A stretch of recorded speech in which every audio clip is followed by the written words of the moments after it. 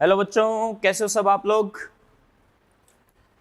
Physics NEET unit number 2 vector lecture number 8 में आपका स्वागत है बेटा। लेक्चर नंबर 7 तक हमने जो 2 डायमेंशनल रेक्टेंगुलर कंपोनेंट्स जो थे उनको डिस्कस किया था। ठीक है, किस तरीके से एक्स कंपोनेंट लिया, किस तरीके से वाई कंपोनेंट लिया। राइट बेटा, मैग्नीट्यूड कैसे कैलकुलेट किया जाता है वेक्टर्स का, आई कैप और जे कैप के जो कोफिशिएंट्स है उनका स्क्वायर करके सम करके अंडर रूट कर दो, आपके पास मैग्नीट्यूड आ जाएगा। उसके बाद वेक्टर का एक्स एक्सिस के साथ जो एंगल है थीटा, वो टेन थीटा मैंने आपको बताया था किस वे से आपको फाइंड करना है। और tan theta is very simple, perpendicular by base. Right, मैंने आपको क्या कहा था, आई कैप और जे कैप के जो भी कोफिशिएंट्स हैं, चाहे पॉजिटिव हो चाहे नेगेटिव हो, एज इट इज रख दीजिए वहां पर। ठीक है, जे कैप का कोफिशिएंट अपॉन एक्स आई कैप का कोफिशिएंट, वहां से आपके पास टेन थीटा थीटा की वैल्यू आ जाएगी। नहीं तो अगर आप मैग्नीट्यूड के वे से सॉल्व करना चाहते हो तो आप ज्योमेट्री देखिए, ज्योमेट्री बना लो, डायग्राम बना लो और वहां से आप एंगल इजीली फाइंड आउट कर सकते हो बेटा। ठीक है, क्योंकि वेक्टर है, मैग्नीट्यूड एंगल वगैरह ये सारे ज्योमेट्री से ही आते हैं। तो ज्योमेट्री आपकी अच्छी है, आप अगर उसमें हैबिचुअल हो चुके हो तो बेटा आप ज्योमेट्री से करें तो थोड़ा सा बेटर रहता है, फीलिंग आती है, अच्छा फील होता है। राइट, तो उस चीज को भी आप लगाएं वेक्टर के अंदर ताकि आपका डर दूर होगा उसके अंदर। ओके, और कुछ क्वेश्चंस दिए थे मैंने इससे प्रीवियस लेक्चर के अंदर, मतलब लेक्चर नंबर 7 नहीं, लेक्चर नंबर 6 के अंदर मैंने कुछ आपको क्वेश्चंस लगवाए थे एक्सरसाइज के। ठीक है, वो क्वेश्चंस आपके सामने हैं यहाँ पर। ठीक है, और उन क्वेश्चंस को आज अपन पहले डिस्कस करेंगे। ठीक है, और आप जरूर अपने आंसर्स मैच कर लीजिएगा। ठीक है बेटा, तो फर्स्ट जो क्वेश्चन है बेटा वो है एग्जाम्पल 5,6 पेज नंबर 1.35। तो पेज नंबर 1.35 पे आप आ जाइए। 1.35 पर ये कुछ एग्जाम्पल्स दे रखे हैं आपको। Example 5, a rope is stressed between two poles, a 50 newton boy hangs from it as shown in the figure, find the tensions in the two parts of the rope is। ठीक है, tension का मैंने question आपको already करवाया हुआ है तो इसमें शायद दिक्कत ना आए आपको। ठीक है, अगर आपने किया हुआ है बेटा तो उस केस में आपको डेफिनेटली प्रॉब्लम नहीं आएगी। बाकी डायग्राम में थोड़ी हेल्प ले सकते हो आप। तो ये W है, mg है। ओके, और इधर की तरफ इसने T1 यूज किया है, ये एक स्ट्रिंग है, इधर की तरफ टेंशन है T1 and this one is T2। Right, and the boy is in equilibrium. Equilibrium का मतलब resultant is zero. Right, 3 vectors हैं बेटा और 3 वेक्टर्स का अगर रिजल्टेंट जीरो है तो आप लामीज थ्योरम अप्लाई कर सकते हो, है ना। ट्राइंगल ऑफ वेक्टर एडिशन से भी, ज्योमेट्री से वैसे भी कर सकते हो, लामीज थ्योरम आप लगा सकते हो बेटा। This angle is 30 degree and this one is 15 degree। तो थोड़ा कैलकुलेटिव पार्ट होगा, चलो सीखेंगे उससे भी अपन। This is 30, this is 15 degree, right? Okay, this is mg na, and here mg is a 50 Newton। Okay, this is 50 Newton, this force is 50 Newton।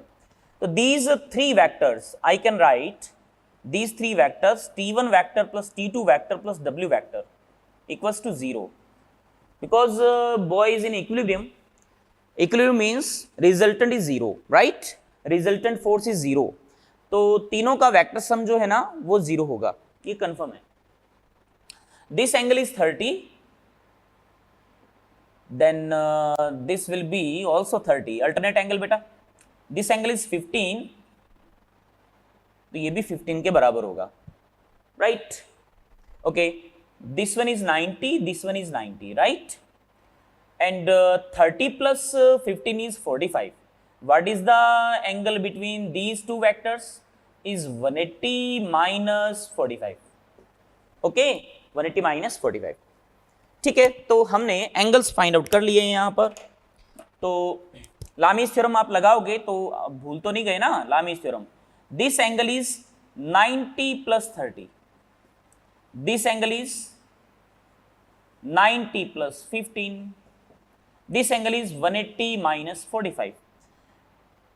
What Lami's theorem says, if resultant of three vectors is 0, then we can write this modulus of this vector, which means W, upon sine of ये वाला angle 180 minus 45 is equal to T1 upon sine of this angle, and this angle is 90 plus 15.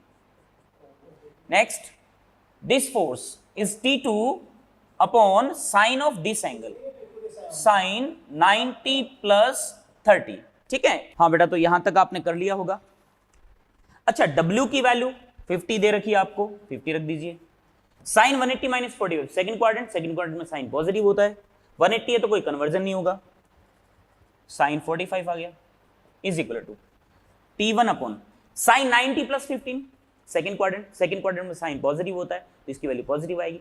90 आ गया, इसका मतलब conversion हो जाएगा, sign किस में बदल जाएगा, कॉस में बेटा, कॉस 15 आ गया, is equal to T2 again sine 90 plus 30, second quadrant sine की वैल्यू पॉजिटिव, और 90 है तो कन्वर्जन हो जाएगा, साइन किस में बदल जाएगा, कॉस में, कॉस 30 आ गया ना।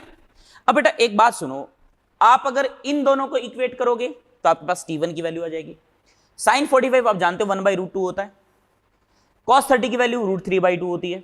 ठीक है, तो ये मैं डायरेक्ट रख देता हूं यहां पर, साइन 45 1/√2, √2 ऊपर चला जाएगा बेटा, ये 1 आ गया, cos 30 है √3/2, 2 ऊपर गया /√3। अब cos 15 की वैल्यू मालूम नहीं है आपको, ठीक है, लेकिन cos 15 को बेटा आप ऐसा लिख सकते हो ना, cos 45 माइनस 30, बोलो नहीं लिख सकते क्या, 45 माइनस 30 50 नहीं आता है, ये cos a माइनस b वाला फॉर्मूला लग गया, a माइनस b वाला, तो cos a cos b plus sine A sine B, cos a minus b का फॉर्मूला याद है ना आपको, cos a cos b plus sine A sine B, minus होता है ना तो यहां पे प्लस आता है, cos a cos b plus sine A sine B, तो cos 45 cos 30 plus sine 45 sine 30 बेटा, cos 45 की वैल्यू 1/√2, cos 30 की वैल्यू √3/2, तो इसकी वैल्यू आ जाएगी √3/2 प्लस साइन 45 1/√2, साइन 30 1/2, मतलब 1/2√2, तो इसको थोड़ा सिंपल कर लो तो ये वैल्यू आ गई √3 प्लस 1/2√2, दिस इज cos 15। और अगर आपके पास cos 15 है तो आप देखो इस T1 के डिवाइड में ये रख करके बराबर 50√2 कर दो, तो T1 इक्वल्स टू 50√2 और इनटू में cos 45, इन दोनों को इक्वेट कर दोगे ना तो T1 आ जाएगा, और इनटू में cos 15 तो ये वैल्यू रख दो, √3 प्लस 1 अपॉन में 2√2, √2 से √2 कैंसिल आउट हो गया बेटा, इसे 2 से काट दो, ये 25 आ गया, 25 √3 प्लस 1 इज द आंसर। अब इसको आप है ना कैलकुलेशन करके जो भी वैल्यूज हैं, ये एग्जांपल दे रखा आपको, सॉल्यूशन इसमें गिवन है बकायदा, तो इससे आप सॉल्व कर सकते हो। अब आपको T2 चाहिए तो इन दोनों के इक्वेट कर दो, तो T2 इन दोनों के इक्वेट करो, कितना आएगा बताओ, 50√2 is equal to 2T2 upon में √3, 2 से काट दो, ये 25 आ गया, और √3 से इधर मल्टीप्लाई कर दो बेटा, तो T2 बराबर आ गया 25√6, दिस इज T2 न्यूटन में, ये न्यूटन में है, तो T1 और T2 दोनों की वैल्यू आ गई। ठीक है, तो इसमें देखो कितना प्यारा क्वेश्चन है ये, एक तो लामीज थ्योरम का यूज कर लिया हमने, वेक्टर का यूज कर लिया, और एक ट्रिग्नोमेट्री का भी इसमें अच्छा खासा यूज हुआ है, तो ये क्वेश्चन जो है वो आपको काफी कुछ सिखा रहा है बेटा, है ना, बार बार सिखाते हैं आपको क्वेश्चंस, तो आप बेटा ये ट्रिग्नोमेट्री हुई, बेसिक मैथमेटिक्स हुई, तो इन चीजों को लगातार पढ़ते रहिए, है ना, ताकि आपके हैबिट में रहिए चीजें। एग्जाम्पल नंबर 6 क्या कह रहा है, चलो देखते हैं।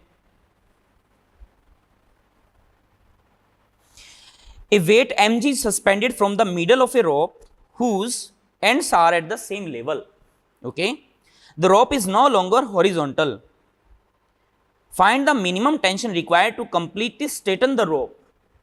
Okay, ठीक है, ये कह रहा है बेटा एक रॉप है और आपने यहां पर एक वेट को हैंग कर दिया बेटा, वेट इज mg, राइट, एकदम मिडल में किया है आपने, एकदम सेंटर पे, है ना, सेंटर पे करेंगे ना बेटा, तो एक बात बताइए, आप जस्ट सेंटर पे करोगे तो क्या ये दोनों एंगल सेम नहीं होंगे क्या, एकदम सेंटर से आपने पुल किया है इसको, दोनों एंगल सेम होंगे ना ये। Let's say this angle is theta, तो ये वाला एंगल भी थीटा होगा, है ना। अच्छा, तो ये वाला एंगल थीटा, ये थीटा, तो ये वाला एंगल बता सकते हो आप, ये वाला एंगल आ जाएगा 180 माइनस 2 थीटा, ये लो। अच्छा, उसके अलावा ये मैंने एक हॉरिजॉन्टल लाइन ड्रॉ कर दी, ये वाला एंगल 90 होगा, ये वाला एंगल भी 90 होगा, ये वाला एंगल अल्टरनेट एंगल है तो ये थीटा हो जाएगा, ये भी अल्टरनेट एंगल, ये भी थीटा हो जाएगा, है ना। अब है ना, मैं इस वाले स्ट्रिंग के अंदर फोर्स मान लेता हूं T1 टेंशन फोर्स, इस वाले में T2 मान लेता हूं मैं, ठीक है, टेंशन फोर्स। तो बताइए तीन फोर्सेस हैं T1 T2 mg, again I can write T1 vector plus T2 vector plus mg vector is equal to 0 vector. Again the resultant of all these three vectors should be 0। तो Lami's theorem में apply कर सकता हूं, क्योंकि Lami's theorem केवल तीन vectors के लिए लगता है, और इन दोनों वेक्टर के बीच में angle is 90 plus theta. Again this angle is also 90 plus theta and this angle is 180 minus 2 theta. Then I can write mg, this force mg upon sine of this angle, sine 180 minus 2 theta is equal to T1 sine of this angle, sine 90 plus theta is equal to T2 sine of this angle, sine 90 plus theta। Okay, अब आप इसको थोड़ा simplify कर लो। देखो mg sine 180 minus 2 theta second quadrant, 180 तो कोई conversion नहीं होगा तो साइन का साइन रहेगा, साइन 2 थीटा आ गया, T1 upon sine 90 plus theta second quadrant, तो पॉजिटिव रहेगा और साइन का कोस बन जाएगा, वो आप सोचो क्यों, क्योंकि 90 है। Again T2 again sine 90 plus theta cos theta आ गया। अच्छा, साइन 2 थीटा को अपन जानते हैं अच्छे से, साइन 2 थीटा को आप लिख सकते हो 2 sine theta cos theta, half angle में कन्वर्ट कर लें तो ये आ जाएगा 2 साइन थीटा कॉस थीटा। अब देखो तीनों में कॉस थीटा आ रहा है तो कॉस थीटा कट जाएगा, देखो ये भी कॉस थीटा गया, ये भी कॉस थीटा गया, ये भी कॉस थीटा गया, यहां 1 आ गया, यहां 1 आ गया ना। तो बताइए T1 की वैल्यू भी mg/2 sin थीटा है, T2 की वैल्यू भी mg/2 sin थीटा है, मतलब T1 इक्वल्स टू T2 आ रहा है ना, और इसकी वैल्यू कितनी आई, mg/2 sin थीटा। सही है। अब आपसे कह रहा है कि what is the minimum tension required to completely straighten the rope, ये कह रहा है टेंशन की वैल्यू क्या होगी जिससे कि ये जो धागा है ना, जो रस्सी है, जो रोप है बेटा, इस रोप को एकदम कंप्लीटली स्ट्रेट कर दें, सीधा कर दें। और जब ये पूरा स्ट्रेट हो जाएगा, सोचिए जरा आप, think carefully, if this rope is completely straight then what should be the value of theta, theta की वैल्यू क्या होनी चाहिए। अभी आपने नीचे से पुल कर दिया इसको, ये पॉइंट नीचे आ गया, डिसेंड हो गया, लेकिन अगर मान लीजिए कंप्लीटली स्ट्रेट हो जाए रोप, तो थीटा इज 0 हो जाएगा ना, theta is 0 completely straight case में। और थीटा अगर 0 बेटा तो आप जानते हो साइन 0 की वैल्यू 0 हो जाती है, तो ये थीटा की वैल्यू यहाँ पे 0 रख दोगे तो ये साइन 0 0 हो जाएगा, और mg में आपने साइन 0 0 से डिवाइड कर दिया, 0 से डिवाइड करोगे तो वैल्यू कितनी हो जाएगी, इनफाइनाइट। समझे बात को। तो इनफाइनाइट फोर्स की जरूरत पड़ेगी बेटा, टेंशन की जो वैल्यू है ना वो इनफाइनाइट हो जाएगी। बहुत प्यारा क्वेश्चन था समझने के लिए। नेक्स्ट बेटा एक्सरसाइज 1 पे चलो, एक्सरसाइज 1 पे चलो। क्वेश्चन नंबर 3 देखो आप जरा क्या कह रहा है, a force makes an angle 60 degree with the horizontal, okay, if horizontal component of force is 40 Newton,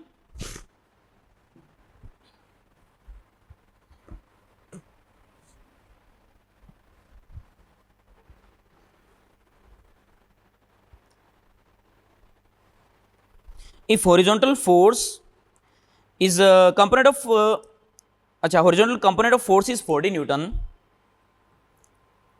then find out its vertical component. Okay, let's say this is the force F vector, this is a vector, this is horizontal direction, components कहे हैं इसने, and vertical component horizontal component, मतलब एक component तो इसका इधर आ जाएगा horizontal और एक आ जाएगा vertical इधर, समझ रहे हो।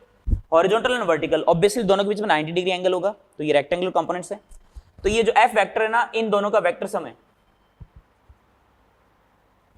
अच्छा, ये जो हॉरिजॉन्टल वाला जो वेक्टर है इसका मैग्नीट्यूड या जो कंपोनेंट है इसका मैग्नीट्यूड कितना है, 40 है, और ये वाला एंगल जो फोर्स वेक्टर है हॉरिजॉन्टल के साथ एंगल कितना बना रहा है, 60 बना रहा है। अब आपसे क्या पूछा, ये वाला वेक्टर पूछा है, इसका मैग्नीट्यूड पूछा है, ये लेंथ और ये लेंथ तो बराबर ही है ना, सिंपल।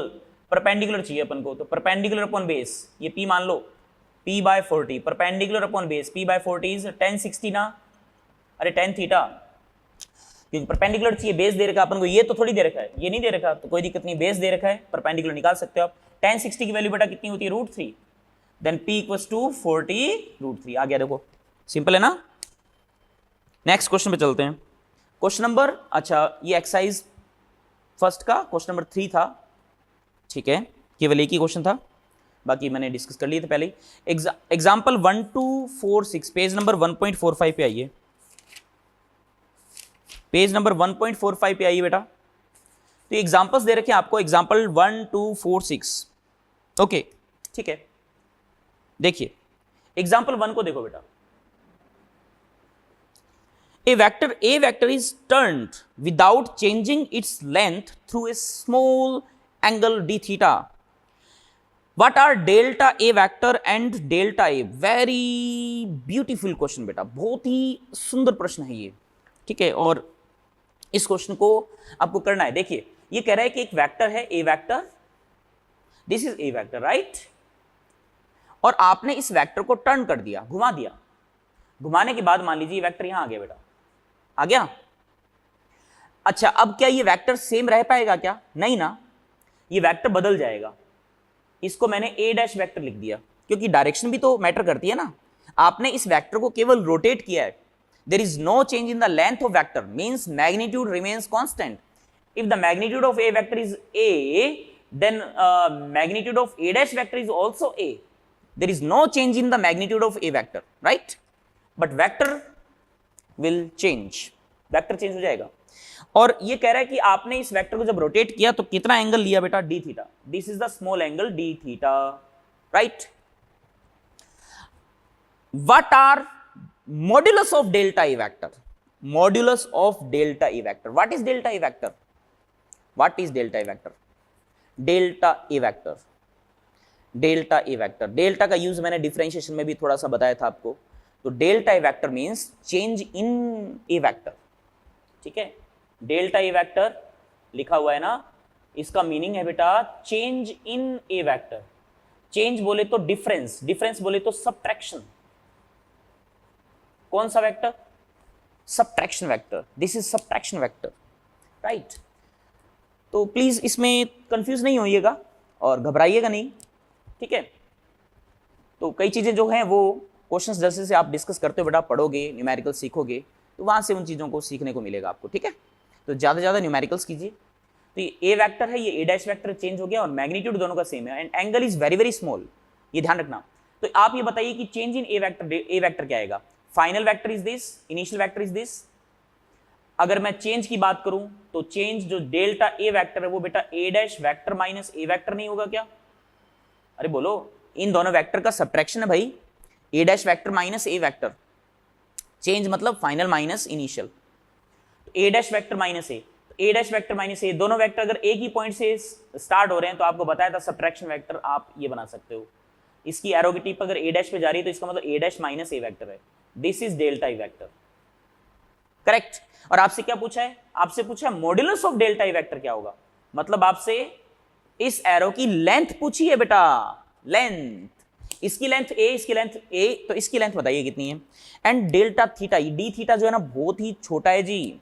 तो एक बात बताइए, आपको मैंने एक चीज बताई थी, इफ ध्यान से देखना बेटा, अगर ये बहुत छोटा है, बहुत ही स्मॉल एंगल है, this is A, this is ए, ये आर्क की तरह बिहेव करेगा ना, आर्क, सिंपल आर्क है ना, सिंपल आर्क। और ये अगर आर्क है और ये आर्क जो है ये डेल्टा ए वेक्टर का मॉड्यूलस है, तो बताइए जरा आर्क अगर आपको फाइंड करना है तो एंगल की डेफिनेशन क्या सीखी थी आपने? Angle d theta equals to arc upon radius and radius is A, then what is the value of arc? Is A d theta, right, A d theta. And simple, खत्म। तो arc is modulus of delta A vector. What is the modulus of delta A vector? Is A times of d theta, A d theta is the answer. Next इसमें पूछा है and delta A, simple delta A लिखा है ना, simple delta A का meaning change in A, simple delta A change in A, delta A vector change in A vector, right. Change in A, क्या A में change हुआ है? क्या इसके मैग्नीट्यूड में चेंज हुआ है? मैग्नीट्यूड में कोई चेंज नहीं हुआ है, ए इज कांस्टेंट। इसका मतलब डेल्टा इज इक्वल टू 0। तो ए में कोई बदलाव नहीं हुआ है, कोई चेंज नहीं हुआ है, इसका मतलब delta is 0। But delta A vector का मॉडुलस डेफिनेटली होगा which is equal to A times of d theta. कितना सिंपल वैसे कर लिया। ये मैंने आर्क अपॉन रेडियस वाला जो कॉन्सेप्ट लगाया, ये कब एप्लीकेबल है? जब वैसे तो एप्लीकेबल सब पे है, क्योंकि ये आर्क की तरह बिहेव करेगा। अगर आर्क है ना तो angle equal to arc upon radius लगा सकते हो, लेकिन ये सीधी स्ट्रेट लाइन है ना, परफेक्टली ये आर्क नहीं है, परफेक्टली ये आर्क नहीं है बेटा। लेकिन if angle is very very small then this straight line can behave as an arc, right? ये आर्क की तरह बिहेव करेगा। If this angle, if this distance is very very small, this angle is very very small, then जो arc है ना वो इस straight line को भी रिप्रेजेंट कर देगा।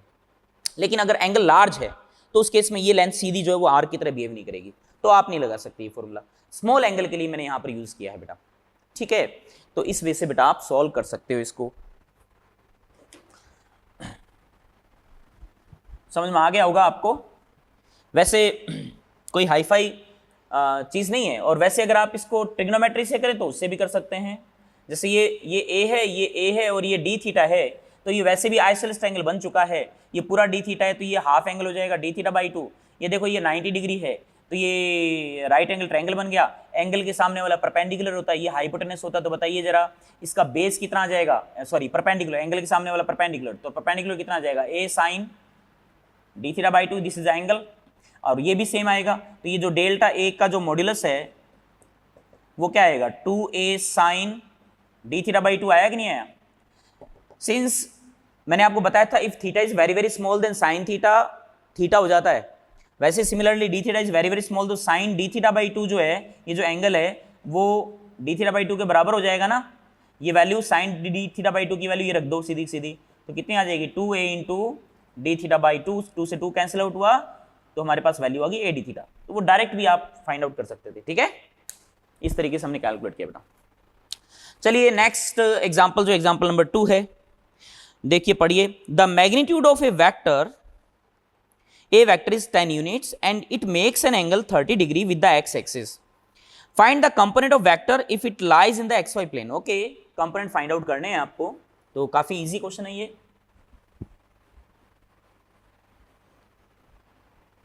पिछले लेक्चर के अंदर आपने कंपोनेंट्स पढ़े होंगे, तो अगर आप ने वो पढ़ लिया है तो आराम से आप इसको एक्सप्लेन कर सकते हो। Magnitude is 10 newton and angle with X axis is 30 degree. This is Y axis, okay? This is 10। What is X component? Is 10 cos 30, सही है? And what is Y component? Is 10 sin 30। This is 30 ना, base पास वाला base, ये वाला 10 cos 30 और perpendicular मतलब ये वाला, ये 10 sin 30 आ जाएगा। तो what is X component? Is 10 cos 30 and Y component is 10 sin 30। sin 30 and cos 30 की वैल्यू रख दीजिए, आंसर आ जाएगा आपके पास, ठीक है? नेक्स्ट है एग्जांपल नंबर 4। एग्जांपल 4 को देखो बेटा। Two forces F1 is 1 Newton and F2 is 2 Newton act along the x equals to 0 line and y equals to 0 line respectively, then the resultant force would be। अच्छा, इसको i cap and j cap में लिखना है। तो x बराबर 0 वाली line मैंने आपको बताई हुई है, जैसे ये x एक्सिस है, ये y एक्सिस है। x बराबर 0 वाली लाइन कौन सी होगी? ये वाली लाइन होगी ना, y axis. y axis x equals to 0 और इसके अलोंग 1 न्यूटन फोर्स लग रहा है, लगा दो, ये लो लगा दिया। फिर कह रहा है कि y equals to 0, y equals to 0 ये है, यहां पर y 0 ना हर पॉइंट पे, देखो इस लाइन पे पूरे पे y 0 है और 2 न्यूटन लग रहा है, इधर लगा दो 2 न्यूटन, लगा दिया। अब इसको वेक्टर में लिख दो। क्या ये जो वेक्टर है इन दोनों का जो रिजल्टेंट होगा वो ये वाला नहीं आएगा? क्या आ जाएगा ना, दोनों का रिजल्टेंट, पैरेललोग्राम लो, वेक्टर एडिशन। इसको वेक्टर में लिखोगे तो क्या लिखोगे? 2 i cap along this side. इसको वेक्टर में लिखो 1 j cap. What is the resultant of these 2 vectors? Is 2 i cap plus 1 j cap. Answer आ गया। तो this is question number 4। Next move on question number 6। A body is moving with uniform speed v on a horizontal circle in anti-clockwise direction, starting from A as shown in the figure. Okay. What is the change in velocity in first quadrant revolution? First quadrant revolution मतलब 1/4, एक circle का 1/4, उसमें velocity में change पूछा है। Change पूछा तो मतलब डिफरेंस, डिफरेंस मतलब बोले तो subtraction, final minus initial, right? तो ये तो आपको मैंने ऐसा क्वेश्चन करवाया हुआ ऑलरेडी, फिर भी मैं बता देता हूं। तो ये सर्कल है, यहां पर वेलोसिटी इस तरफ है, 1 क्वाड्रेंट मतलब पार्टिकल यहां पे आ जाएगा और वेलोसिटी इस तरफ हो जाएगी। This is let's say vi vector and this is vf vector, okay. And uniform speed, speed बेटा वेलोसिटी वेक्टर का मॉड्यूलस होता है, मैग्नीट्यूड होता है। तो इसका मैग्नीट्यूड v है और इसका मैग्नीट्यूड भी v है। What is the change? Change find out करने के लिए आपको क्या करना पड़ेगा? डायग्राम बनाना पड़ेगा। डायग्राम बनाओ और उससे डील कर लो। देखो बड़ा सिंपल है। तो देखो vi वेक्टर इस तरफ है ना, vf वेक्टर इस तरफ है ना, दोनों एरो को एक ही पॉइंट से स्टार्ट कर दो और दोनों के बीच में एंगल कितना होगा? 90 ना, 90 है। पहले यूं था फिर यूं आ गया। What is the change in velocity vector? V final minus V initial. This is V final vector. This is V initial vector. What is V final minus V initial? This is closing side, right? V final की तरफ tip होनी चाहिए। This is V final minus V initial. आ गया? अब इसका modulus बता दो। इसका मैग्नीट्यूड V है, इसका मैग्नीट्यूड V है, तो बताओ इसका मैग्नीट्यूड हाइपोटेनस है ना, v square plus v square का अंडर रूट कितना आएगा? √2v आएगा ना, तो ये वैल्यू आ जाएगी √2v। खत्म। समझ गए बात को? √2v हाइपोटेनस है। और क्या पूछा है? अच्छा एंगल भी पूछा है क्या? एंगल भी आप निकाल सकते हो, साउथ वेस्ट नॉर्थ वगैरह करके। तो वैसे बताओ ये जो चेंज है वो इस तरफ है ना, तो आप एंगल अगर पूछे आपसे तो आप एंगल इजीली बता सकते हो। जैसे इसको मैं मिटा दूं, यहाँ पर ये मैग्नीट्यूड √2v है, इसने इसको ईस्ट, इसको नॉर्थ, इसको वेस्ट और इसको साउथ दिया नाम। तो बताओ ये चेंज जो आया वो इस तरफ आया ना। कहाँ से एंगल पूछा है इसने? अच्छा ये वाला एंगल वेस्ट से पूछा है। ये वाला एंगल निकाल सकते हैं, ये वाला एंगल और ये वाला एंगल सेम है ना, तो वेस्ट से पूछा है कि कितने एंगल पर है, तो ये वाला एंगल सेम है, अल्टरनेट एंगल बेटा थीटा, tan थीटा बराबर v/v, perpendicular by base, perpendicular by base, तो tan theta equals to v/v, v/v 1 आ गया ना, थीटा मतलब 45 डिग्री। ये थीटा की वैल्यू 45 डिग्री है, ये 45 तो ये वाला भी 45 ही है, तो वेस्ट से 45 डिग्री एंगल पर है। किस तरफ? Towards south. वेस्ट से 45 डिग्री एंगल पर टुवर्ड्स साउथ, साउथ की तरफ चेंज है।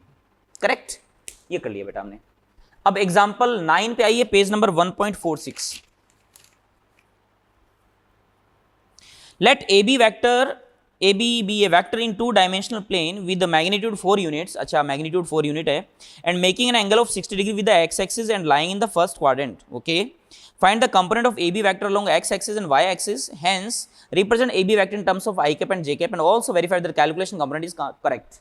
ठीक है, तो इसमें AB वेक्टर आपको दे रखा है और जो कि फर्स्ट क्वाड्रेंट में लाई कर रहा है और जिसका मैग्नीट्यूड 4 यूनिट है, तो ये काफी आसान क्वेश्चन हो गया बेटा, काफी इजी क्वेश्चन है।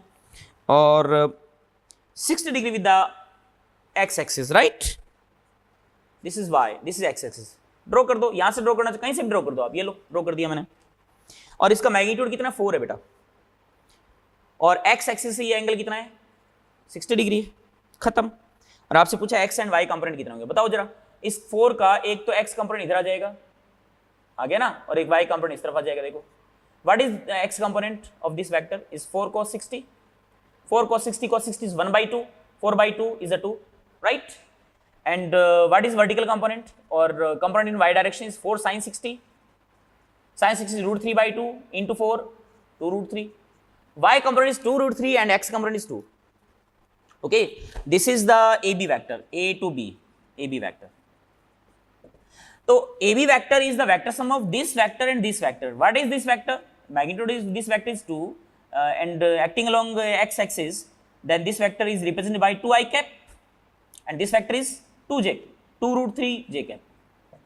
AB vector is the resultant of these two vectors, right? This vector plus this vector is AB vector. तो 2i cap plus 2 √3 j cap, खत्म हो गया। ठीक है, तो ये एग्जाम्पल थे बेटा, तो ये हमने एग्जाम्पल डिस्कस कर लिए। अब स्टेज पे चलते हैं। स्टेज में क्वेश्चन नंबर 11 पे आइए। 11 कह रहा है कि two vectors A vector and B vector lie in a plane. Another vector C vector lies outside this plane. Okay. Then the resultant of these three vectors, i.e. A vector plus B vector plus C vector, can be 0. Okay. Cannot be 0. Lies in the plane containing A vector plus B vector. Lies in the plane containing C vector. Okay.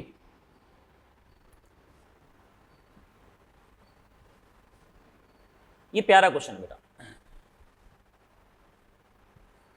तो इसको थोड़ा 3D में इसको मैं समझाऊंगा आपको, तो एक बार आप अच्छे से गौर से समझना। यहां ये कह रहा है कि A vector and B vector एक ही प्लेन में है। तो ये प्लेन दिख रहा है आपको, बोर्ड वाला प्लेन दिख रहा है आपको।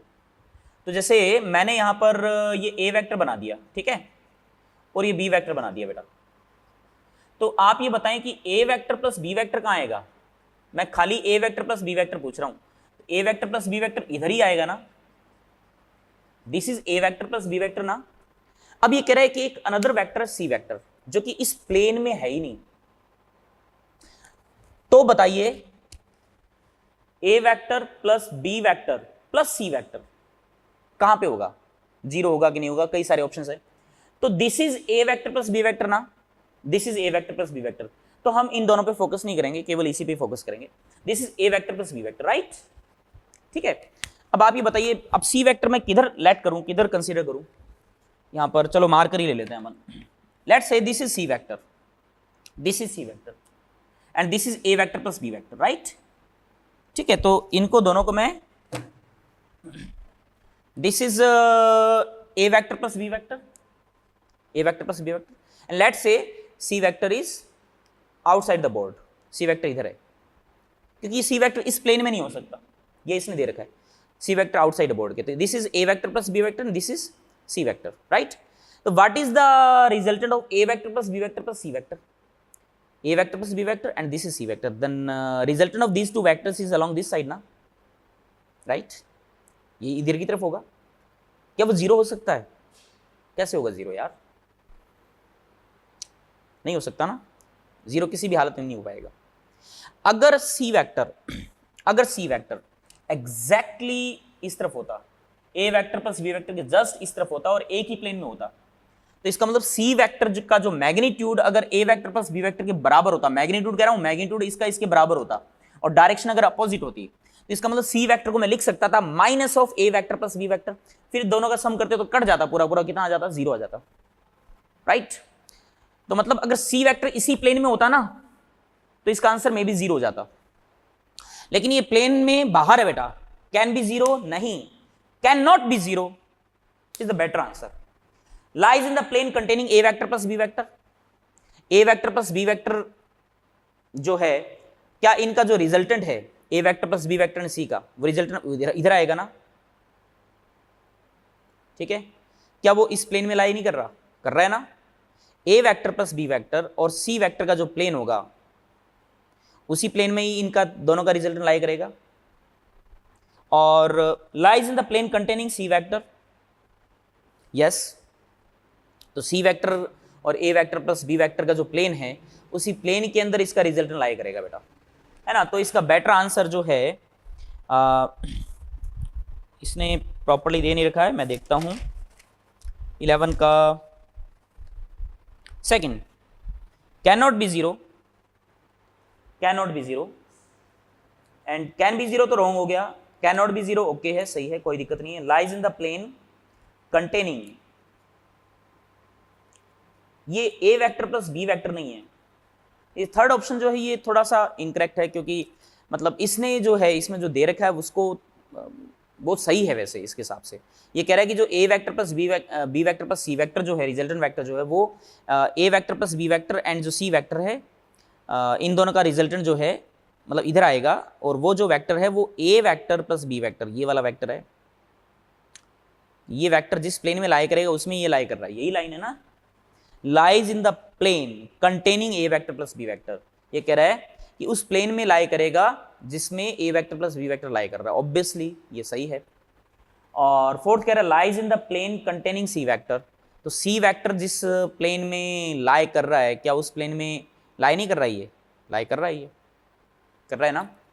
तो ये भी ठीक है। तो इनको थोड़ा सा इनकरेक्ट करो और सेकंड को फिर करेक्ट कर देना आप, ठीक है? मेरे कहने का मतलब समझ गए ना आप? सेकंड और थर्ड एंड फोर्थ भी पार्शियली देखा जाए तो करेक्ट है। वैसे सी वेक्टर कोई भी वेक्टर होता है ना, तो उसका वेक्टर का कोई प्लेन पर्टिकुलर नहीं होता है। जैसे ये वेक्टर है, इस वेक्टर का क्या प्लेन है? ये प्लेन भी हो सकता है, ये वाला प्लेन भी हो सकता है, ये वाला प्लेन भी हो सकता है, कई सारे इनफाइनाइट प्लेन्स हो सकते हैं, ठीक है? तो फिक्स प्लेन नहीं होता। दो वेक्टर से प्लेन को डिफाइन किया जाता है, दो वेक्टर से प्लेन को डिफाइन किया जाता है। हाँ ये एक प्लेन हो गया, करेक्ट, ये प्लेन एक हो गया है ना, सो हमारी बात है ऐसे वाला।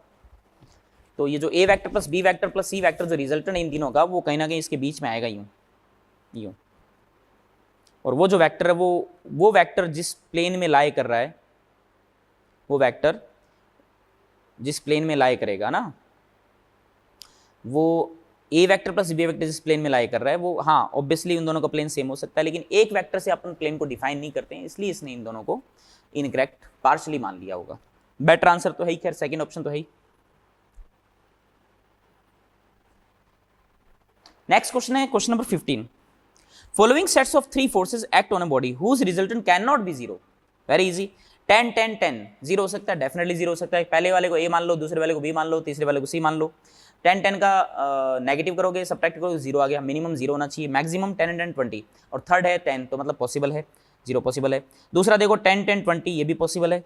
तीसरा देखो 10 20 23, ये भी पॉसिबल है, क्योंकि 20 - 10 10 आ जाएगा, और 20 + 10 30 आ जाएगा, तो 23 इन 10 और 30 के बीच में लाया करता है, मतलब पॉसिबल है। फोर्थ है 10 20 40, ये पॉसिबल नहीं, क्योंकि मैक्सिमम वैल्यू 10 एंड 20 मतलब 30 आनी चाहिए, और इसमें 40 दे रखा है, इसका मतलब फोर्थ ऑप्शन जो है उसका रिजल्टेंट जीरो नहीं होगा। क्वेश्चन नंबर 35 एंड 34, 35 एंड 34, चलो 34 देख लेते हैं। If a body is in equilibrium under a set of non collinear, collinear मतलब एक ही लाइन के लॉन्ग नहीं हो, equilibrium under a set of non collinear forces, then the minimum number of forces has to be. Equilibrium है, equilibrium मतलब resultant zero, net force zero, और ये कोलिनियर नहीं होना चाहिए। जैसे मैं कहूं कि ए वेक्टर इधर की तरफ, ध्यान से देखना आप, और एक दूसरा वेक्टर इस तरफ है, देखो ये बी वेक्टर है, और मैं आपसे कहूं कि A vector is exactly minus B vector के बराबर है, इसका मतलब दोनों वेक्टर का मैग्नीट्यूड बराबर और डायरेक्शन अपोजिट है। अब मैं आपसे कहूं कि A vector plus B vector क्या होगा, बताओ, दोनों का वेक्टर सम क्या होगा, तो बताओ ए वेक्टर को माइनस बी वेक्टर रख दो यहां पर, तो माइनस का बी वेक्टर प्लस का बी वेक्टर, ये प्लस का बी वेक्टर कट गया, कितना आया, जीरो आया ना, रिजल्टेंट जीरो आया कि नहीं आया, बताओ, दोनों का रिजल्टेंट जीरो हो गया। लेकिन ये कोलिनियर हो गए, एक ही लाइन में हो गए, तो ये नहीं होना चाहिए। ठीक कह रहा है कि कोलिनियर नहीं होना चाहिए, फिर इसमें बताओ जरा मिनिमम कितने फोर्स की रिक्वायरमेंट होगी, मिनिमम। वैसे अगर कोलिनियर का इसमें नहीं दिया होता ना, तो आंसर आ जाता 2 में जीरो हो रहा है, लेकिन कोलिनियर नहीं है, इसका मतलब अगर 3 वेक्टर अगर इस टाइप से हो, ये लो जीरो साबित कर देते हैं, ये लो 3 का तो हमने पढ़ा ही है, ये लो, क्या बताओ इन तीनों का रिजल्टेंट जीरो नहीं है क्या, A vector plus B vector plus C vector बराबर जीरो, लामीज थ्योरम। तो मिनिमम कितने की रिक्वायरमेंट है, 3। 35 कह रहा है कि as shown the figure the tension the horizontal cord is 30 newton and the weight W and the tension the string OA in the newton are. Weight W पूछा है और हॉरिजॉन्टल जो स्ट्रिंग है उसमें टेंशन की वैल्यू 30 न्यूटन दे रखी है आपको, ठीक है। तो ये भी बड़ा इजी क्वेश्चन है, देखो देखो ये W है, आपको ये वाला एंगल 30 दे रखा है बेटा, ठीक है, और इस फोर्स की वैल्यू आपको दे रखी है कितनी, हॉरिजॉन्टल वाली में 30 न्यूटन। तो आपसे इसमें टेंशन फोर्स पूछा T और W पूछा है, ये एंगल 30 है, ये एंगल 90 है, और ये वाला एंगल भी 90 होगा, और ये वाला एंगल कितना आएगा बताओ, 180 - 30 नहीं हो जाएगा क्या, ये this angle is 180 - 30, this angle is 90, this angle is 90 + 30। तो देखो लामीज थ्योरम लगाएंगे, क्योंकि इक्विलिब्रियम में है, इक्विलिब्रियम में है मतलब लामीज थ्योरम आप लगा सकते हो, रिजल्टेंट जीरो है, तो W by sine of this angle पूरा सब के सामने वाला, sine of 90 + 30 is equal to 30 by sine of this angle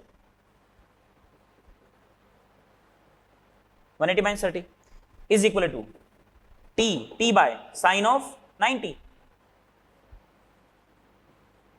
आ गया ना, साइन ऑफ 90 बेटा। अब इसको डील करो, W अपॉन में साइन 90 + 30 सेकंड क्वाड्रेंट, साइन का बदल जाएगा cos, क्योंकि 90 है ना, cos 30 आ गया।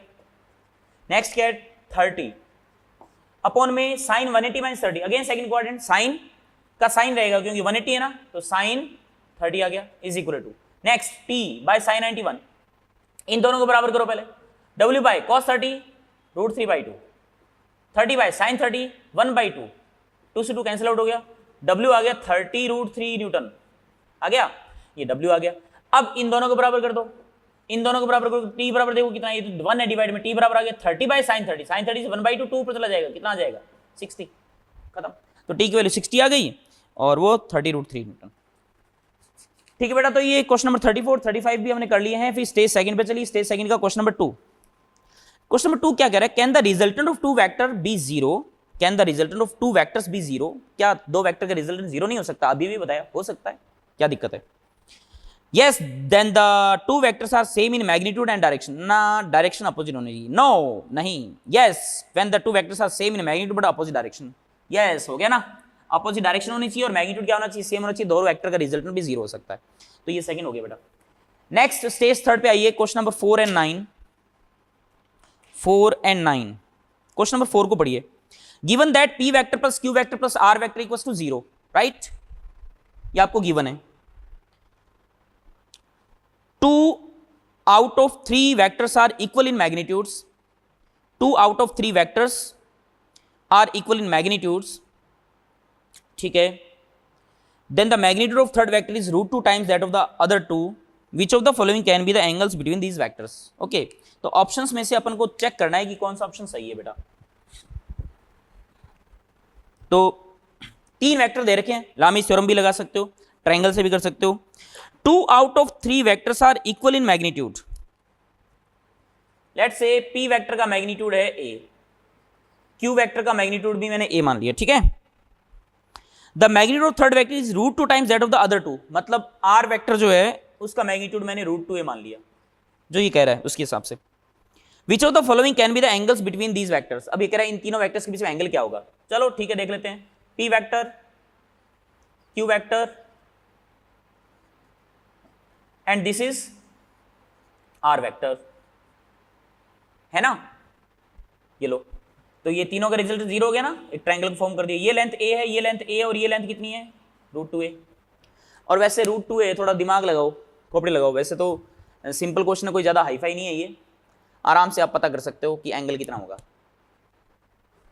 ये वाला एंगल निकाल लो, थीटा, थीटा निकालोगे तो लगा दो कोसाइन लो, क्या सोच रहे हो, कोसाइन लो लगाओ भाई, या कोसाइन लो लगा सकते, कुछ भी लगा सकते हो। आइसोसेलेस ट्रायंगल भी तो बन रहा है, आइसोसेलेस ट्रायंगल है, उससे भी कर सकते हो आप चाहो तो। चलो आइसोसेलेस ट्रायंगल से कर लें, आसान हो जाएगा, देखो सिंपल। ये वाला एंगल थीटा मान लो, ये वाला एंगल भी थीटा होगा, ठीक है, और यहाँ परपेंडिकुलर ड्रॉप कर दो। ये ए लेंथ है ना, ये अगर ए लेंथ है तो बताइए ए का ये वाला part base A cos theta आ जाएगा, hypotenuse A cos theta, base आ जाएगा ए cos थीटा, इससे भी ए cos थीटा, तो ये जो पूरी लेंथ है कितना आ जाएगा, 2a cos थीटा। और ये किसके बराबर होना चाहिए, √2a के बराबर होना चाहिए। ए से ए गया, 2 को इधर ले जाइए, cos थीटा बराबर √2/2, मतलब 1/√2, 1/√2 कब होता है, थीटा बराबर 45 डिग्री। तो ये 45 डिग्री आ गया, देखो ये वाला भी 45 डिग्री, तो ये कितना आ जाएगा, 90 ना। तो एक्चुअल में डायग्राम ऐसा बन रहा है, देखो ये बन रहा है बेटा, ऐसा है कुछ। ये देखो p vector, q vector, angle ये वाला 90, p वेक्टर और q वेक्टर के बीच में एंगल कितना है, 90। q वेक्टर इधर और r वेक्टर इधर की तरफ है, ये वाला एंगल कितना है, 45। तो ये 180 माइनस 45 सबट्रैक्ट करोगे कितना आएगा, 135 ना। तो देखो q वेक्टर और p r वेक्टर के बीच में एंगल कितना, 135 है। सिमिलरली p वेक्टर इधर और r वेक्टर देखो इधर है, और ये वाला एंगल कितना है, 45, तो ये वाला एंगल कितना आएगा, 135 अगेन। तो angle between r vector and p vector is 135। तो देखो आंसर क्या आना चाहिए, p वेक्टर और q वेक्टर के बीच में 90, 135, 135, 45 अंदर वाला एंगल है, वो इन दोनों वेक्टर्स के बीच में एंगल पता करना है अपन को, ठीक है। तो क्वेश्चन को ध्यान से करना, क्योंकि इसमें उस टाइप के ऑप्शंस भी दे रखे हैं आपको, तो आप कहीं आंसर गलत दे दो 45 करके, ठीक है। एंगल पूछा है इन वेक्टर्स के बीच में। क्वेश्चन नंबर 4 हो गया बेटा। क्वेश्चन नंबर 9 को मैं पहले ही शायद डिस्कस कर चुका था पिछले लेक्चर के अंदर, अगर आपने नहीं देखा है तो उसको देख लेना बेटा, ठीक है। 9 को डिस्कस कर चुका था। चलिए जी आगे बढ़ते हैं, आइए बेटा। तो 2D कंपोनेंट्स अपन डिस्कस कर रहे थे, तो इसमें कुछ एक एग्जांपल्स मैंने प्रीवियस लेक्चर के अंदर आपको दिए थे, कुछ क्वेश्चंस भी दिए थे आपको, वो नेक्स्ट लेक्चर के अंदर अपन डिस्कस करेंगे, लेकिन उसके अलावा कुछ एग्जांपल्स हैं वो अपन इस लेक्चर में डिस्कस करने वाले हैं बेटा। तो ध्यान से देखिएगा, p वेक्टर गिवन है, q वेक्टर गिवन है, a वेक्टर गिवन है, r वेक्टर गिवन है एंड q वेक्टर गिवन है, राइट बेटा। आपसे पूछा है कि find x y components of these vectors, right. तो ये चीज फिजिक्स में बहुत जगह आने वाली है, तो इसमें कमांड कर लो पूरी तरह से, आप एकदम मतलब घबराहट नहीं होनी चाहिए आपको कंपोनेंट लेने के अंदर, ठीक है। तो चलो शुरू करते हैं। यहाँ पर सबसे पहले ए वेक्टर को देखो आप आपको वेक्टर दिख रहा है अच्छे से, एंड इसको आई कैप और जे कैप में भी लिखना है अपन को, ठीक है। कंपोनेंट्स भी पूछे हैं इसमें, आई कैप एंड जे कैप में भी अपन को लिखना है। सबसे पहले मैं ए वेक्टर की बात करता हूं, फर्स्ट पार्ट है, ध्यान से देखना। ए वेक्टर को दो पार्ट में आपको स्प्लिट करना है। ये वेक्टर दिख रहा है आपको, इसको तोड़ना है अपन को दो पार्ट में, टूट जाएगा ना ऐसे, एक्स वाई के अलोंग, ठीक है। तो आपने इस ए वेक्टर का एक कंपोनेंट तो इस तरफ ले लेना है और एक कंपोनेंट बेटा इस तरफ ड्रॉ करना है। समझ में आ गई बात? दो पार्ट में आपने इसको स्प्लिट कर दिया। एंगल की पास वाला जो होता है वो cos थीटा हो जाता है, तो this is 4, that this is 4 cos 30 आ गया। इधर वाला 4 sin 30 आ गया ना। तो दिस इज एक्स कंपोनेंट। तो एक्स कंपोनेंट क्या आएगा इसमें? एक्स कंपोनेंट आ जाएगा 4 cos 30, 4 cos 30, cos 30 की वैल्यू √3/2, √3/2 2 से 2 कट गया तो कितनी वैल्यू आई? 2√3। X component is 2√3। Y component की बात करें, बोलो 4 sin 30, वाई डायरेक्शन में ये देखो, sin 30 इज 1/2, देन 1/2 इंटू 4, 2 आ गया। तो आप ए वेक्टर को क्या लिखोगे? Simple, A vector is the vector sum of this vector and this vector ना, 2√3 along x axis i cap, unit vector is i cap, and 4 sin 30 मतलब 2 किस तरफ है? j cap के along है, तो 2 j cap, this is A vector. समझ में आई बात? इसके कंपोनेंट्स ले लिए और कंपोनेंट्स की फॉर्म में या i cap j cap की फॉर्म में हमने इसके इस वेक्टर को लिख दिया बेटा। सेकंड वेक्टर अपन कंसीडर करते हैं p वेक्टर को। चलो ध्यान से देखना, अच्छे से देख लो, समझ लो। ये 135 एंगल है, ये वाला एंगल कितना आएगा? 180 माइनस 135, 45 बचेगा ना। अब यहां पर अगर आप इस वेक्टर को देखो, p वेक्टर को, राइट, p वेक्टर को स्प्लिट कर दो दो पार्ट के अंदर, ऐसे हो जाएगा ना, स्प्लिट हो जाएगा ना, दो कंपोनेंट में ये स्प्लिट हो जाएगी, करेक्ट। तो काफी इजी है, एक कंपोनेंट तो इस तरफ आगे देखो और एक कंपोनेंट इस तरफ आ जाएगा, सही है। अब आपसे कोई कहे कि 45 के बाजू वाला, ये मैग्नीट्यूड 10 है इस p वेक्टर का, तो 45 के बाजू वाला जो ये वाला होगा, ये कंपोनेंट, ये कितना आएगा? 10 cos 45, और ये वाला कितना बचेगा फिर? 10 sin 45, राइट। तो अब आप इसको कैसे लिखेंगे देखो, ध्यान से देखिएगा। x कंपोनेंट इसका कितना आएगा? ये देखो, ये 10 cos 45 1/√2 होता है, तो 10/√2 आया कि नहीं आया? 10/√2 आया कि नहीं आया? 10 को आप 2 इंटू 5 लिख सकते हो, 2 इंटू 5/√2 मतलब ये √2 इंटू 5 आ जाएगा।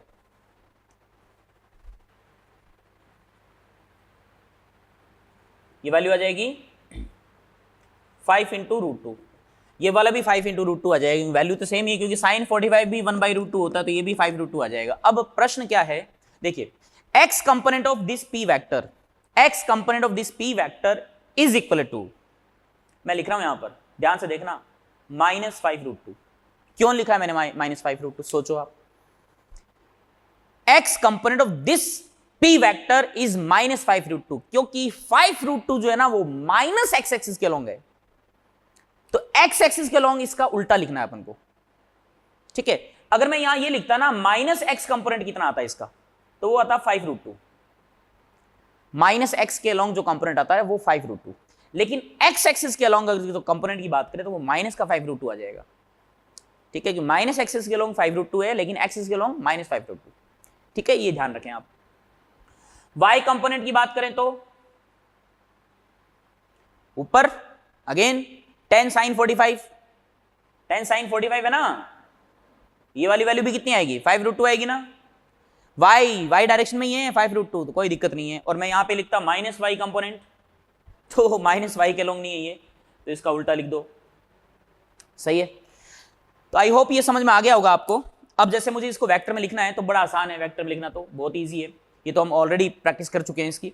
5√2 is along negative x axis, मतलब माइनस का आई कैप से मल्टीप्लाई करेंगे, तो माइनस का 5√2 I cap, okay, this vector, and this vector is 5√2 J cap. तो इन दोनों का रिजल्टेंट है ना पी वेक्टर, खत्म, ये हो गया बेटा। Next is Q vector, third is Q vector. तो चलो क्यू वेक्टर को देख लेते हैं, ध्यान से देखिएगा। क्यू वेक्टर का एक कंपोनेंट, देखो इस वेक्टर को ढंग से देख लो आप, वेक्टर किधर है, कुछ इस तरफ है। इस वेक्टर को दो पार्ट में स्प्लिट करना है, x and y, negative x या नेगेटिव वाई, पॉजिटिव एक्स या नेगेटिव वाई, नेगेटिव एक्स या पॉजिटिव वाई, या नेगेटिव एक्स या नेगेटिव वाई, जिस तरफ भी सहूलियत मिले आपको, आपको इसके दो परपेंडिकुलर कंपोनेंट्स लेने हैं, दो परपेंडिकुलर पार्ट में तोड़ना है। तो वो दिमाग लगा लो आप, ऐसे ही टूटेंगे। एक पार्ट इधर आ गया, एक पार्ट इस तरफ आ गया, सही है। थीटा के पास वाला ये 60 पता है ना, थीटा के पास वाला कितना आ जाएगा 6 cos 60, और ये वाला कितना आ जाएगा 6 sin 60। बोलो 6 cos 60, cos 60 होता 1/2, 1/2 6 इंटू 1/2 मतलब 3 आ गया। और ये कितना आएगा 6 sin 60, sin 60 इज √3/2, √3/2 2 से काटोगे तो 3√3 आ गया ना, ये वैल्यू 3 आ गई और ये 3√3 आ गई। अब ध्यान से देख लीजिएगा आप कि क्यू वेक्टर का सबसे पहले मैं बात करना चाहूंगा एक्स कंपोनेंट।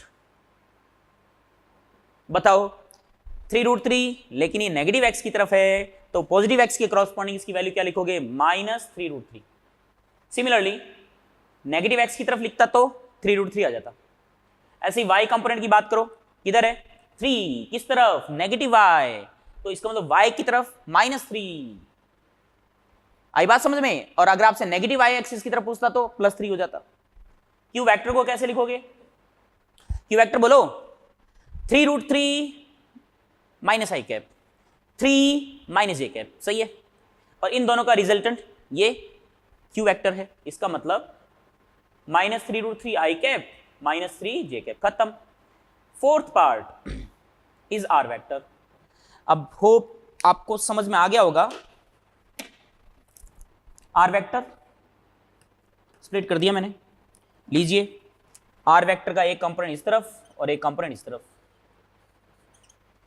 45 के पास वाला ये हो जाएगा cos 2√2 cos 45, ये वाला 2√2 sin 45, ठीक है। बाकी 45 sin 45 की वैल्यू भी 1/√2 होती है और cos 45 की वैल्यू भी 1/√2 होती है। तो 1/√2 √2 से √2 कट जाएगा तो 2 आएगी इसकी वैल्यू, और इसकी भी वैल्यू कितनी आएगी 2 ही आएगी। तो अब ये बताइए आर वेक्टर में बताइए एक्स कंपोनेंट, अब आप सोच लीजिए x component 2 only 2 2√2 cos 45, sorry 2 √2 sin 45, कितना है 2 आएगा ना ओनली। और पॉजिटिव एक्स एक्सिस की तरफ भी है और वो नेगेटिव वाई एक्सिस की तरफ है, इसका मतलब वाई कंपोनेंट जो आएगा उसका वो -2 आ जाएगा। R vector is equal to 2 I cap and negative -2 j cap. ये लो बेटा वेक्टर बन गया, समझ में आ गई बात। इस वे से इस तरीके से अपन को सॉल्व करना है, करेक्ट। अभी मैं एक एग्जांपल और लेता हूं, उसमें और मिक्स करता हूं थोड़ा सा, फिर देखते हैं, ठीक है। आइए बेटा देखो, अब मैंने थोड़ा डायग्राम चेंज कर दिया है, प्रैक्टिस करनी है अच्छे से। पी वेक्टर दे रखा है, ए वेक्टर दे रखा है, बी दे रखा है, सी दे रखा है। अगेन एक्स वाई कंपोनेंट्स बताने हैं और इनको वही आई कैप जे कैप में लिखना भी है, ठीक है। एक्स वाई, सबसे पहला नंबर है पी वेक्टर। ढंग से देख लीजिए आप, पी वेक्टर को दिख रहा है, ओके। और पी वेक्टर का एक कंपोनेंट देखो, इसको स्प्लिट कर दे दो पार्ट में, मतलब परपेंडिकुलर कंपोनेंट्स हैं, अब थोड़ा हाथ घूमेगा नहीं, परपेंडिकुलर कंपोनेंट्स ऐसे, ओके। तो परपेंडिकुलर कंपोनेंट्स यहां पर देखें पी वेक्टर के, तो एक तो ये वाला आ जाएगा और एक ये वाला आ जाएगा। डायग्राम बनाओ तो प्रॉपर बनाओ, एकदम बढ़िया सुंदर सा, मतलब ऐसा बनना चाहिए कि ये रेक्टेंगल है ना, रेक्टेंगल कंपोनेंट्स है ना बेटा, तो रेक्टेंगल टाइप में बनना चाहिए। तो ये साइड एकदम प्रॉपर वे से ये डायगोनल की तरह रिप्रेजेंट करे। चलो खैर, ये 37 एंगल है, 37 है, तो हमें मालूम है कि इस वेक्टर का इस तरफ जो कंपोनेंट आएगा उसमें कोस आ जाएगा, मतलब 10 cos 37 and this one is 10 sin 37। तो सबसे पहले मैं बात करूंगा एक्स कंपोनेंट की। एक्स कंपोनेंट बोलिए 10 cos 37 पॉजिटिव है ना, क्यों, क्योंकि एक्स एक्सिस की तरफ ही है। और cos 37 कितना आएगा, cos 37 होता है 4/5, तो 10 इंटू 4/5, 5 से काटो 2 और 2 इंटू 4 8 हो जाएगा। तो वैल्यू 8 आ गई प्लस का। y कंपोनेंट नेगेटिव y की तरफ है ना, तो नेगेटिव हो जाएगा माइनस में। ओके, तो y कंपोनेंट में आ जाएगा माइनस का 10 साइन 37। अगर मैं यहां पर नेगेटिव y एक्सिस के लॉन्ग पूछता तो फिर वो प्लस हो जाता। साइन 37 आप जानते हो 3/5 होता है, 5 इंटू 2, 2 इंटू 3 6, तो माइनस का 6 आ गया। अब बताइए p वेक्टर को क्या लिखोगे आप, p vector is equal to 10 cos 37 जो कि 8 है, 8 i कैप, ये 8 i कैप वेक्टर है और ये माइनस का 6 j कैप वेक्टर है, और इन दोनों का रिजल्टेंट जो है वो यही है। सही लिखा है मैंने, this is p vector. Next number पे चलते हैं, चलो नेक्स्ट है a वेक्टर। अच्छा, a वेक्टर जो है क्या इसके कंपोनेंट लेने की जरूरत है? सोचिए आप, ए वेक्टर के कंपोनेंट लेने की आवश्यकता है क्या? ये ऑलरेडी एक्स एक्सिस की तरफ है ना, ये ध्यान रखना, यहाँ मेडिकल स्टूडेंट जनरली कंफ्यूज हो जाते हैं, तो ये ध्यान दें। इंक्लाइंड होते हैं उसके तो कंपोनेंट ले लेते हैं वो, लेकिन जैसे सिंपल सा सब सिंपल केस होता है उसी में अटक जाते हैं वो। A vector is already along X axis, A vector is already along X axis. Y direction की तरफ इसका कुछ पार्ट है क्या? कोई भी पार्ट नहीं है, है ना? तो यहां पर बेटा स्पष्ट रूप से अपन को नजर आ रहा है, क्लियरली नजर आ रहा है कि x कंपोनेंट वो 10 है, x कंपोनेंट खुद ही 10 है ना? प्लस का 10, वो भी a की तरफ, और y कंपोनेंट यहां पे कुछ नजर नहीं आ रहा, जो कि कितना है? 0 है। y component of a vector is 0, तो केवल 10 है। तो इसका मतलब a वेक्टर को अगर मैं आपसे सीधा बोलता कि a वेक्टर लिखो चलो, तो आप लिख देते कि 10 आई कैप की तरफ है, तो सिंपल 10 आई कैप लिखते। क्या जे कैप आता नहीं आता ना, जे कैप नहीं है, इसका वाई कंपोनेंट है ही नहीं भाई इसके अंदर, है ना? तो वाई कंपोनेंट है ही नहीं, तो आप चाहो तो 0 जे कैप लिख सकते हो, 0 जे कैप लिख सकते हो, लेकिन वो है ही नहीं, तो सिंपली 10 आई कैप लिख दो, बहुत है। ओके, चलो ये समझ में आ गया होगा आपको। अब थर्ड जो है वो बी वेक्टर है, तो आप सोच के बताओ, बी वेक्टर ऑलरेडी किस तरफ है? वाई एक्सिस की तरफ है, केवल वाई एक्सिस की तरफ है। इसका मतलब x दिख रहा है क्या इसके अंदर? x कंपोनेंट है इसका, इस तरफ इस तरफ इस तरफ है क्या? नहीं है ना। तो x कंपोनेंट कितना आ गया बेटा इसका? 0। y कंपोनेंट की बात करें तो ऑलरेडी y की तरफ है, कितना है? मैग्नीट्यूड 20 है ना, 20। लो जी, b वेक्टर आ गया हमारे पास 20 j कैप, केवल 20 j कैप, और a वेक्टर तो है ही नहीं इसके अंदर, वो खत्म हो गया, राइट? अब हम बात करते हैं c वेक्टर की, फोर्थ। अब c वेक्टर को देखिए आप, किस तरफ है ये? नेगेटिव एक्सिस की तरफ है ना, मैग्नीट्यूड कितना है? 10। ठीक है, तो y डायरेक्शन में कोई कंपोनेंट नजर आ रहा है? y डायरेक्शन में कुछ भी नजर नहीं आ रहा अपन को, इसका मतलब y कंपोनेंट जो इसका 0 है। और x कंपोनेंट की अगर अपन बात करें तो बताइए पॉजिटिव एक्सिस की तरफ है या नेगेटिव एक्सिस की तरफ है? नेगेटिव एक्सिस की तरफ है ना, और ये 10 है, तो क्या लिखोगे? -10, and y component is 0, then you have c vector is equal to -10 i cap. हो गया ना? कितना सिंपल है देखो, तो तरीके से करोगे तो बड़ा आसान रहेगा। हाँ बेटा देखो, नेक्स्ट क्वेश्चन है, ए वेक्टर आप देख लो अच्छे से, और यहां पर मैंने एक्स वाई एक्सिस को रोटेट किया हुआ है, थोड़ा सा देखो, थोड़ा रोटेट हो चुके हैं ये। तो क्या हमेशा ऐसा कोई फिक्स लिखा हुआ है कि एक्स इधर होता है वाई इधर होता है? ये थोड़ी है, एक्स अगर मैं इधर मानूंगा तो वाई इधर हो जाएगा, है ना? तो डिपेंड आपके ऊपर करता है, ये क्वेश्चन पे डिपेंड करता है कि एक्स वाई एक्सिस किस तरफ ले रखा है आपने। तो यहाँ मैंने एक्स एक्सिस ले रखा है और यहाँ मैंने वाई एक्सिस ले रखा है। ए वेक्टर आपको नजर आ रहा है, ठीक है? अब आपको ए वेक्टर के एक्स वाई कंपोनेंट्स बताने हैं क्या होंगे, और इसको आई कैप जे कैप में भी लिखना है। काफ़ी सिंपल है। तो मैंने क्या बताया आपको, कंपोनेंट लेने हैं इसके, वो भी परपेंडिकुलर कंपोनेंट्स, एक्स एक्सिस और वाई एक्सिस के लॉन्ग। देखो एक्स इधर है वाई इधर है ना, स्प्लिट कर दें दो पार्ट के अंदर, ऐसा हो जाएगा ना। तो एक कंपोनेंट तो इस तरफ आ जाएगा, देखो ये वाला लगना चाहिए रेक्टेंगल, है ना? डायग्राम बनाओ तो प्रॉपर बनाओ, और एक कंपोनेंट इस तरफ आ जाएगा, ये देखो बन गए ना। ये दोनों एक्स और वाई के लॉन्ग कंपोनेंट आ गए। अच्छा, थीटा के पास वाला जो होता है वो कोस हो जाता है, तो ये आ गया 6 कोस 60, और ये वाला जो है वो आ जाएगा 6 साइन 60। बोलो सही है ना? तो यहां आपसे कोई कहे कि एक्स कंपोनेंट कितना है, एक्स कंपोनेंट बताओ, एक्स ही है ना, और पॉजिटिव भी इसी तरफ है ये। एक्स कंपोनेंट कितना आ जाएगा? 6 साइन 60, साइन 60 √3/2, 2 से काट दो तो 3 √3। वाई कंपोनेंट कितना आएगा इसका, बोलो? 6 वाई की तरफ 6 cos 60, cos 60 1/2 कितना आ गया 3। ये लो आई कैप जे कैप में लिखना है, वेरी सिंपल। ए वेक्टर किन दोनों का रिजल्टेंट है, इन दोनों का रिजल्टेंट है ना, तो ये आ जाएगा this vector plus this vector is equal to A vector. तो ये वाला वेक्टर कौन क्या है 6 sin 60 ना, तो 3√3 आई कैप और वो वाला 3 जे कैप। ये लो बेटा ए वेक्टर आ गया। समझ गए क्या बात को, ऐसे करना है अपने को। नेक्स्ट क्वेश्चन देखो,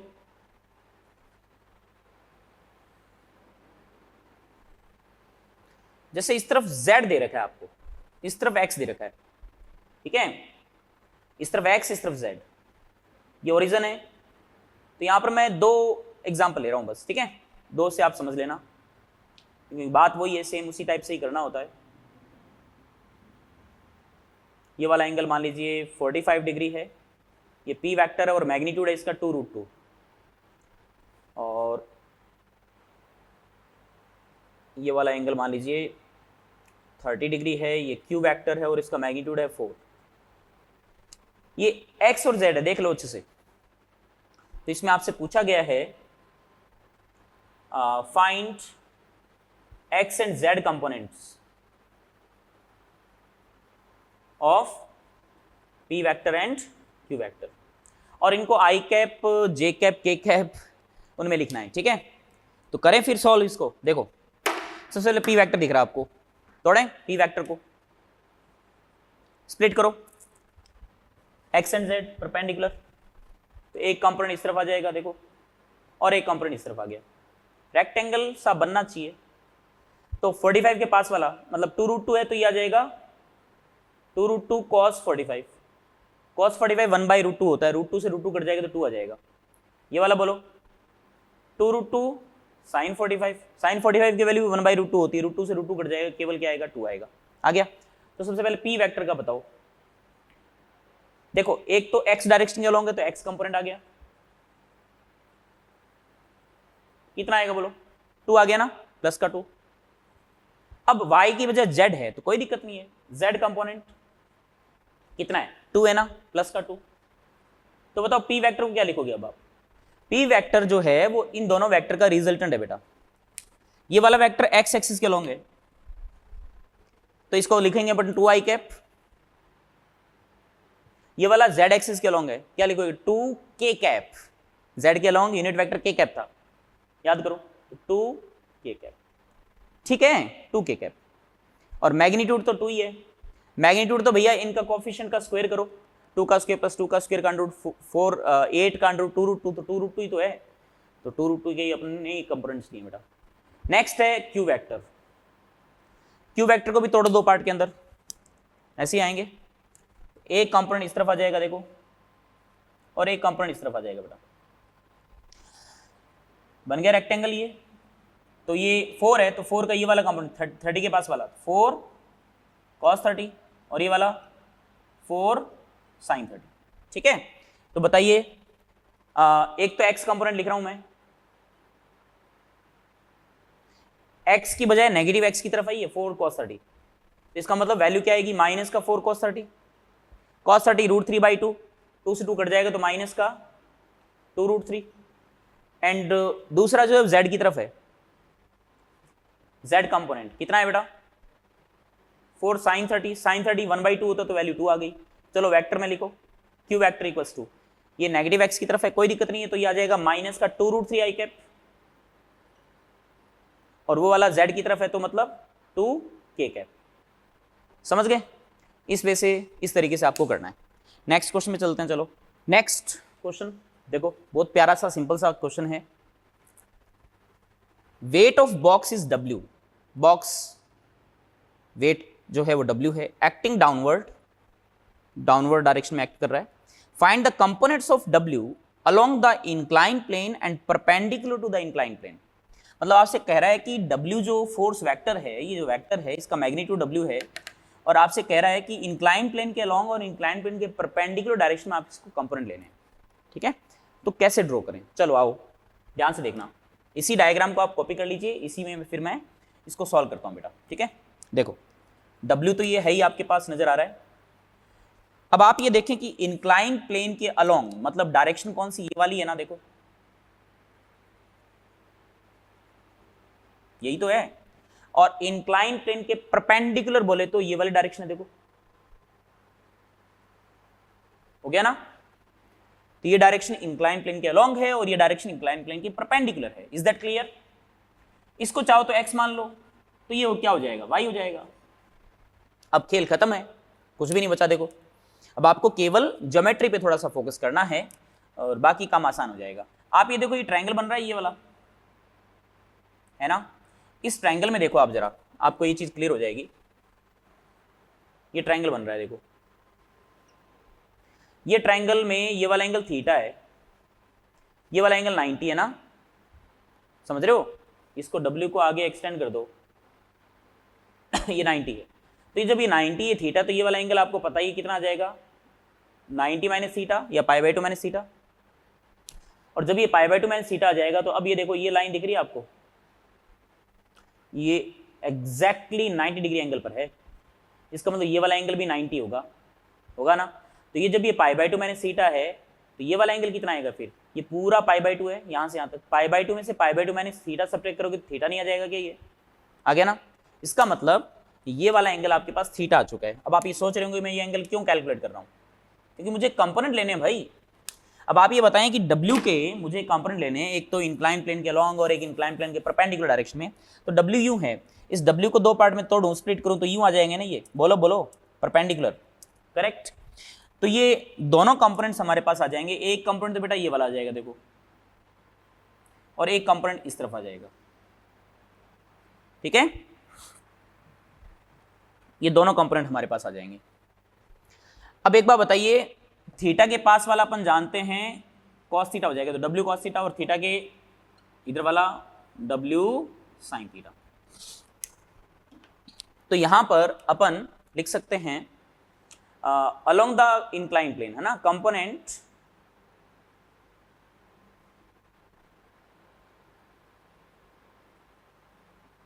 अलोंग द इंक्लाइन प्लेन कितना आ जाएगा, W sin theta. Component perpendicular to the incline plane कितना आ जाएगा, W cos थीटा, ठीक है, W sin theta and W cos theta. अब ये मैंने परपेंडिकुलर बोला है, तो परपेंडिकुलर का मतलब इधर भी हो सकता है, इधर भी हो सकता है ना, तो मैंने केवल मैग्नीट्यूड लिख दिया।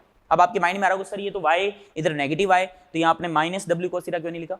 मैंने मैग्नीट्यूड लिख दिया केवल, क्योंकि परपेंडिकुलर बोला है, परपेंडिकुलर ऊपर या नीचे ये नहीं बोला, तो सिंपल मैंने मैग्नीट्यूड लिख दिया। अब अगर आपसे ये कहे ना कि वेक्टर में लिखो, चलो तो x इधर है y इधर है, वेक्टर में क्या आ जाएगा फिर, ये W वेक्टर को अगर मैं वेक्टर में लिखूं यहाँ पर, तो x के अलोंग अगर मैं i कैप और वो j कैप मान लूं उसको, तो इसको क्या लिख दोगे बेटा, इसको लिख दोगे W sin theta i cap, और वो फिर y के अपोजिट हो जाएगा, तो माइनस का W cos theta j cap आ गया, है ना। इस वे से आप लिख सकते हो, समझ गए बात को। ऐसे इस वे से बेटा लिखना है, रिप्रेजेंट करना है। तो काफी प्रैक्टिस की है हमने। अब हम रिजल्टेंट वेक्टर जो कैलकुलेट करते हैं ना, रिजल्ट जो निकालते हैं अपन, तो उसमें इसका क्या यूज है उसको हम देखते हैं बेटा बारीकी से, ठीक है। नेक्स्ट क्वेश्चन बेटा, वेक्टर जो कंपोनेंट्स हैं उनसे रिलेटेड, ठीक है। बहुत ही प्यारे क्वेश्चंस हैं, इनका प्रैक्टिस अच्छे से करना आप।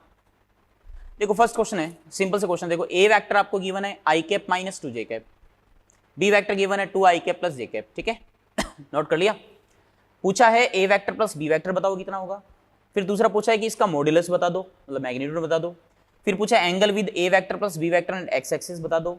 और दूसरा पूछा है कि ड्रॉ करो A vector plus B vector, ठीक है। तो ये चारों चीजें जो है वो आप माइंड में रख लो, ठीक है। और इसको मैं रब करता हूं। तो सबसे पहले अपन से पूछा है ए वेक्टर प्लस बी वेक्टर क्या है, तो बड़ा सिंपल है बेटा, इसकी अलजेब्रा बहुत ईजी है। देखो सॉल्यूशन, आपको A vector plus B vector find करना है, रख दो i cap minus 2j cap, रख दिया ए वेक्टर की जगह। अब बी वेक्टर की जगह रख दो 2i cap plus j cap, रख दिया बेटा। 2i cap and i cap कितना आ जाएगा, 3i cap, minus 2j cap and j cap कितना आ जाएगा, माइनस का j कैप। ये लो जी, ए वेक्टर प्लस बी वेक्टर आ गया ना। अब इसका मैग्नीट्यूड पूछे तो ए वेक्टर प्लस बी वेक्टर का मॉड्यूलस, तो आपको याद है ना, कोफिशिएंट का स्क्वायरिंग कर दो, 3 का स्क्वायर माइनस 1 का स्क्वायर, इनके कोफिशिएंट यही है ना। स्क्वायरिंग करके सम करोगे तो कितना आएगा, देखो 3 का स्क्वायर 9 प्लस 1 √10 आ गया, तो मैग्नीट्यूड आ गया √10। यूनिट वेक्टर भी इवन निकाल सकते हो इसका। यूनिट वेक्टर को कैसे निकालते हैं, वेक्टर अपॉन में वेक्टर का मॉड्यूलस। अगर आपसे इस वेक्टर का यूनिट वेक्टर पूछ ले, तो वेक्टर तो है 3i cap minus j cap, upon में मॉड्यूलस कितना है √10, तो 3i cap minus j cap upon में √10। इस वे से आप मैग्नीट्यूड भी बेटा यूनिट वेक्टर भी निकाल सकते हो। उसके अलावा आपसे एंगल भी पूछा है, एंगल एक्स एक्सिस के साथ, तो मैंने आपको डायरेक्ट बताया हुआ है टेन थीटा, एक्स एक्सिस के साथ एंगल कैसे निकालोगे, जे कैप का कोफिशिएंट -1 अपॉन आई कैप का कोफिशिएंट 3, खत्म। तो यहां से आप एंगल बता सकते हो। तो थीटा बराबर आ जाएगा tan इनवर्स माइनस का 1/3, ये लो एंगल आ गया बेटा, है ना। और तीसरी चीज आपसे पूछी थी कि ये वेक्टर को ड्रॉ भी करना आपको, चलो ड्रॉ कर दो, x y -x -y draw करो। तो वेक्टर क्या है, 3 आई कैप माइनस जे कैप, है ना। तो आई कैप की तरफ कितना है, 3 है, तो आई कैप की कहीं भी बनाना चाहो, यहां बनाना चाहो, कहीं कहीं बना दो, आई कैप की तरफ तो 3 है, मतलब इधर की तरफ 3 है, दिस इज 3 आई कैप। और माइनस जे कैप है, तो जे कैप के उल्टा ना, माइनस जे कैप, मतलब माइनस जे कैप किधर आएगा, नीचे की तरफ, this is minus J cap. और 3 आई कैप और माइनस जे कैप का जो रिजल्टेंट है वही तो है ए वेक्टर प्लस बी वेक्टर, तो ये इधर आ जाएगा, देखो इस तरफ आ गया, देखो this is A vector plus B vector. समझ गए बेटा, इस वे से आप, इस तरीके से आप इस वेक्टर को ड्रॉ करेंगे। ओके, नेक्स्ट क्वेश्चन देखो, ए वेक्टर आपको गिवन है, राइट, बी वेक्टर गिवन है, पूछा क्या है पहला, A vector minus B vector find करो, A vector plus 2b vector find करो, 2a vector minus b vector find करो, ऑल्सो फाइंड देयर मैग्नीट्यूड्स, उनके मैग्नीट्यूड को भी बताना है, ठीक है, कोई दिक्कत नहीं है, ड्रॉ भी कर सकते हैं, कई चीजें पूछी जा सकती है, एंगल भी पूछा जा सकता है। तो चलो सबसे पहला vector A vector minus B vector, तो चलो ए वेक्टर रखो सबसे पहले, i cap plus J cap minus, दूसरा वेक्टर क्या है, बी वेक्टर, 2 आई कैप माइनस जे कैप, सिंपल। अब इसको रख दो बेटा, आई कैप, ये देखो माइनस का 2 आई कैप आएगा और ये आई कैप आएगा, आई कैप में से माइनस का 2 आई कैप सब्ट्रैक्ट करोगे तो माइनस का आई कैप बचेगा ना, जे कैप माइनस माइनस प्लस हो जाएगा, तो ये प्लस का 2 जे कैप आ गया, देखो this is A vector minus B vector. और मॉड्यूलस पूछे तो आपसे ये कहे कि इसका मोड बताओ कितना आएगा, तो मोड कितना आएगा भाई, अंडर रूट, ये -1 का स्क्वायर, कोफिशिएंट का स्क्वायर प्लस 2 का स्क्वायर, तो 1 का स्क्वायर मतलब 1, 2 का स्क्वायर 4, 4 + 1 √5 आ जाएगा, तो ये वैल्यू √5 आ गई। नेक्स्ट देखो क्या है, ए वेक्टर प्लस 2b वेक्टर है, ठीक है, ए वेक्टर प्लस 2b वेक्टर, चलो लिखो, ए वेक्टर लिखो, I cap plus J cap plus 2 into B vector रख दो, 2 आई कैप माइनस जे कैप रख दिया। यहां से वैल्यू कितनी आएगी देखो, ये आ जाएगा 2 इंटू 2 4 आई, और ये आई कितना आ गया 5 आई कैप, ये माइनस का 2 जे कैप और ये जे कैप, तो माइनस का जे कैप आ गया, देखो। और मैग्नीट्यूड बोले तो बेटा, मैग्नीट्यूड डायरेक्ट मैं एरो लगा के लिख देता हूँ, 5 का स्क्वायर 25, -1 का स्क्वायर 1, 1 + 25 26, √6 आ जाएगा मैग्नीट्यूड, ठीक है। और नेक्स्ट है 2a vector minus B vector, चलो 2a वेक्टर, तो 2 इंटू में a वेक्टर करना, a वेक्टर कितना बेटा, आई कैप प्लस जे कैप माइनस बी वेक्टर रख दो, 2 आई कैप माइनस जे कैप, तो 2a vector minus B vector रख दिया। अब करो चलो, तो ये 2 आई कैप और माइनस का 2 आई कट जाएगा ना, 2 आई कैप और माइनस 2 आई कैप, आई कैप वाला पार्ट कट जाएगा, 2 जे कैप और माइनस माइनस प्लस जे कैप, तो कितना आया 3 जे कैप आया, आ गया। और मैग्नीट्यूड बोलो, वैसे ही जे कैप कह लूंगा, मैग्नीट्यूड 3 है केवल, और वैसे भी करना चाहो तो 3 का स्क्वायर कंट्रोल करोगे तो 3 आएगा, तो मैग्नीट्यूड कितना आ गया 3 आ गया, देखो सारी वैल्यूज हमने कैलकुलेट कर ली। अगर आपसे कोई कहे कि ड्रॉ करो इसको, तो इसको ड्रॉ करोगे तो माइनस का आई कैप प्लस 2 जे कैप है ना, माइनस का आई कैप मतलब इधर और 2 जे कैप मतलब इधर, तो वेक्टर क्या आ जाएगा, इस तरफ आ जाएगा। नेक्स्ट देखो 5 आई कैप माइनस जे कैप है इसका, 5 आई कैप मतलब इधर, माइनस जे कैप मतलब इधर, रिजल्टेंट इधर आ जाएगा, सही है। नेक्स्ट देखो 3 जे कैप है, 3 जे कैप मतलब ऊपर, ठीक है, तो वेक्टर को ड्रॉ भी कर सकते हो। नेक्स्ट क्वेश्चन देखो बेटा, A vector B vector C vector, यहां पे एक और वेक्टर दे दिया आपको, पूछा है 2a vector plus B vector minus C vector, बताओ कितना आएगा। इसका मैग्नीट्यूड भी पूछा है, एंगल पूछा है, और इस वेक्टर को ड्रॉ भी करना है, ठीक है। आपने कॉपी कर लिया होगा, नहीं किया तो कॉपी कर लो बेटा, और कॉपी करने के बाद अब इसको सॉल्व करते हैं। 2a vector plus B vector minus C vector है, तो 2a vector plus B vector minus C vector रख दो बेटा इसके अंदर, कितने भी वेक्टर हो ऐसे ही, तो सिंपल एल्जेब्रा करनी होती है अपन को, ठीक है, सिंपल मैथमेटिक्स लगानी है। तो 2a vector plus B vector को 2 आई कैप प्लस जे कैप रख दिया सीधा, माइनस सी वेक्टर को 4 आई कैप प्लस 2 जे कैप, अब अंदर मल्टीप्लाई कर दो, देखो ये देखो 2i कैप आ जाएगा, ये 2i कैप है और ये माइनस का 4i कैप, तो देखो ये तो कट रहा है ना, 2i cap plus 2i cap 4i cap और माइनस का 4i कैप, तो 0i कैप आएगा, मतलब ये खत्म ही हो गया। नेक्स्ट देखो माइनस का 2j कैप प्लस का j कैप, देखो ध्यान से देखना, प्लस का j कैप और माइनस का 2j कैप, कितना आया माइनस का j कैप, और यहां देखो माइनस का 2j कैप, ये माइनस आ जाएगा माइनस का 2j कैप, माइनस का 2j कैप और यहां पर आया था माइनस का j कैप, कितना आ गया माइनस का 3j कैप, ये लो। इसका मतलब मैग्नीट्यूड जो है इसका, इस वेक्टर का, अगर आपसे कोई कहे मैग्नीट्यूड बताओ तो मैग्नीट्यूड इज वेरी इजी, 0 है, ये 3 है, 0 का स्क्वायर 0, 3 का स्क्वायर 9, 9 का रूट कितना आ जाएगा 3, तो मैग्नीट्यूड 3 आ गया। और अब वेक्टर को ड्रॉ करना, चलो वेक्टर को ड्रॉ करते हैं, ये x ये y, तो ये वेक्टर किधर आ रहा है, ये वेक्टर को माइनस का 3j कैप ही तो है ये, और माइनस का 3j कैप वेक्टर बेटा ड्रॉ करना बड़ा आसान है, किधर बनेगा, सॉरी गलत बना दिया मैंने, माइनस का 3j कैप मतलब नीचे की तरफ, सही है ना, ये लो। अब आपसे पूछे कि इस वेक्टर का x एक्सिस के साथ एंगल कितना है, देखो x एक्सिस इधर है ना, तो डायग्राम से बता सकते हो आप x एक्सिस के साथ एंगल कितना है। तो एंगल अगर आप देखें तो देखो ये यहां से ये वाला एंगल आ जाएगा, ये वाला एंगल पूरा पूरा 270 डिग्री दिख रहा है ना, और वैसे ये वाला एंगल अगर आप मेजर करो तो ये देखो ये तो है एंटी क्लॉकवाइज डायरेक्शन, जब एंगल मेजर करते हैं ना उसको लेते हैं पॉजिटिव, और क्लॉकवाइज मेजर करते हैं उसको लेते हैं नेगेटिव। तो या तो आप एंगल है ना इसका आंसर लिख दो 270 डिग्री, ये भी ठीक है, या आप ये एंगल ये 90 है ना, या आप लिख सकते हो माइनस का 90 डिग्री, ये भी ठीक है, दोनों ही ठीक है आंसर इसके, माइनस 90 डिग्री भी ठीक है और 270 डिग्री भी ठीक है, इसके दोनों आंसर। क्लॉकवाइज नेगेटिव लेते हैं और एंटी क्लॉकवाइज पॉजिटिव लेते हैं बेटा एंगल, ठीक है, तो इस वे से आप बेटा डील कर सकते हो। तो चलो नेक्स्ट और देखते हैं क्वेश्चंस, आइए बेटा नेक्स्ट क्वेश्चन पे, देखो ए वेक्टर गिवन है, बी वेक्टर आपको गिवन है, और क्या लिखा हुआ है यहां पर, if A vector plus B vector plus C vector is equal to 0 vector find C vector.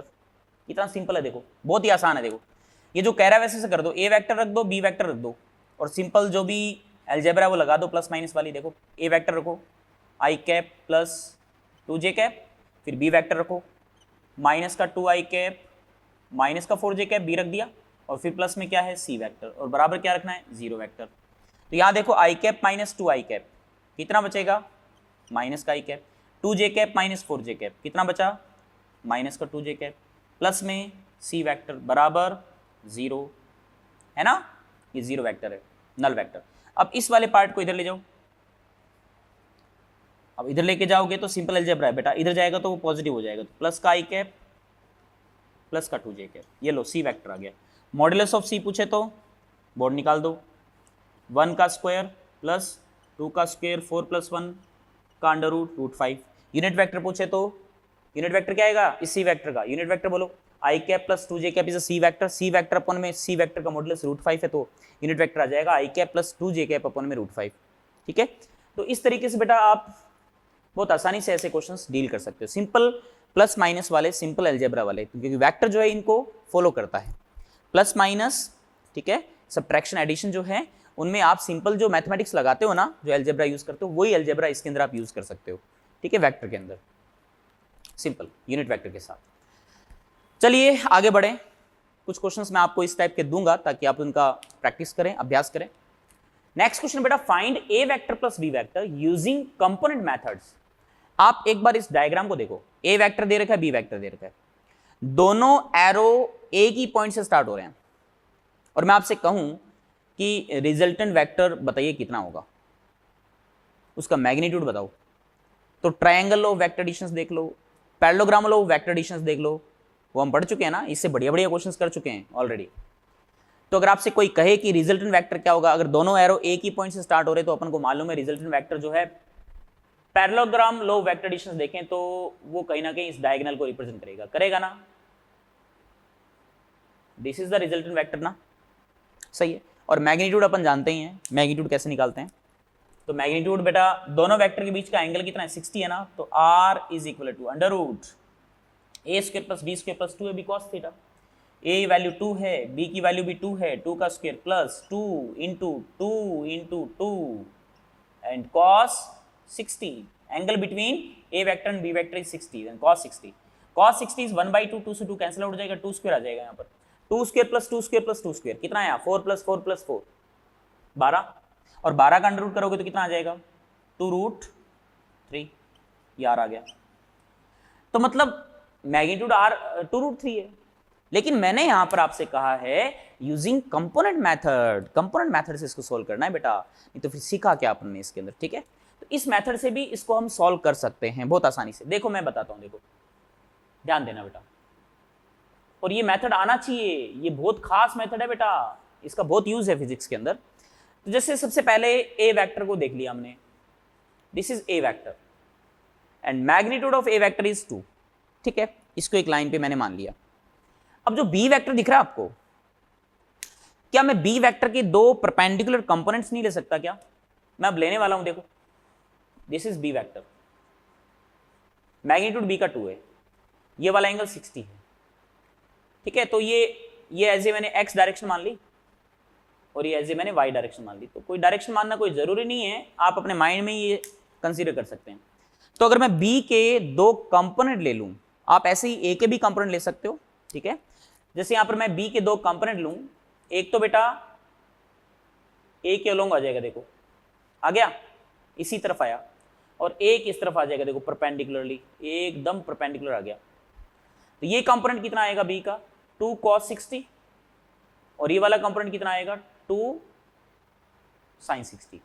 2 cos 60 की वैल्यू बोलो, cos 60 1/2 होता है, तो 1/2 इंटू 2 1 आ जाएगा, और ये 2 sin 60 2 इंटू √3/2, तो ये कितना आ गया, √3 आ गया ना, समझ गए यहां तक, ठीक है। अब एक चीज देखो, हम यहां पर वेक्टर एडिशन कर रहे हैं। जैसे मैं आपसे कहूं कि एक वेक्टर है 2i कैप और एक और वेक्टर है 3i कैप, मैं आपसे कहूं कि दोनों वेक्टर का एडिशन करो, तो आप क्या कहोगे, 2i cap plus 3i cap 5i cap, यही तो कहोगे ना। 2i कैप इधर है, 3i कैप इधर है, वेक्टर एडिशन करो, तो 2i cap plus 3i cap 5i cap, इसका मतलब 2 + 3 सिंपल 5 हो गया। जो मैं बोल रहा हूं समझ में आ रही है आपको बात? ऐसे ही सिमिलरली अगर मान लीजिए एक वेक्टर है 3i कैप, एक वेक्टर -2i कैप, दूसरा क्या है -2i कैप है।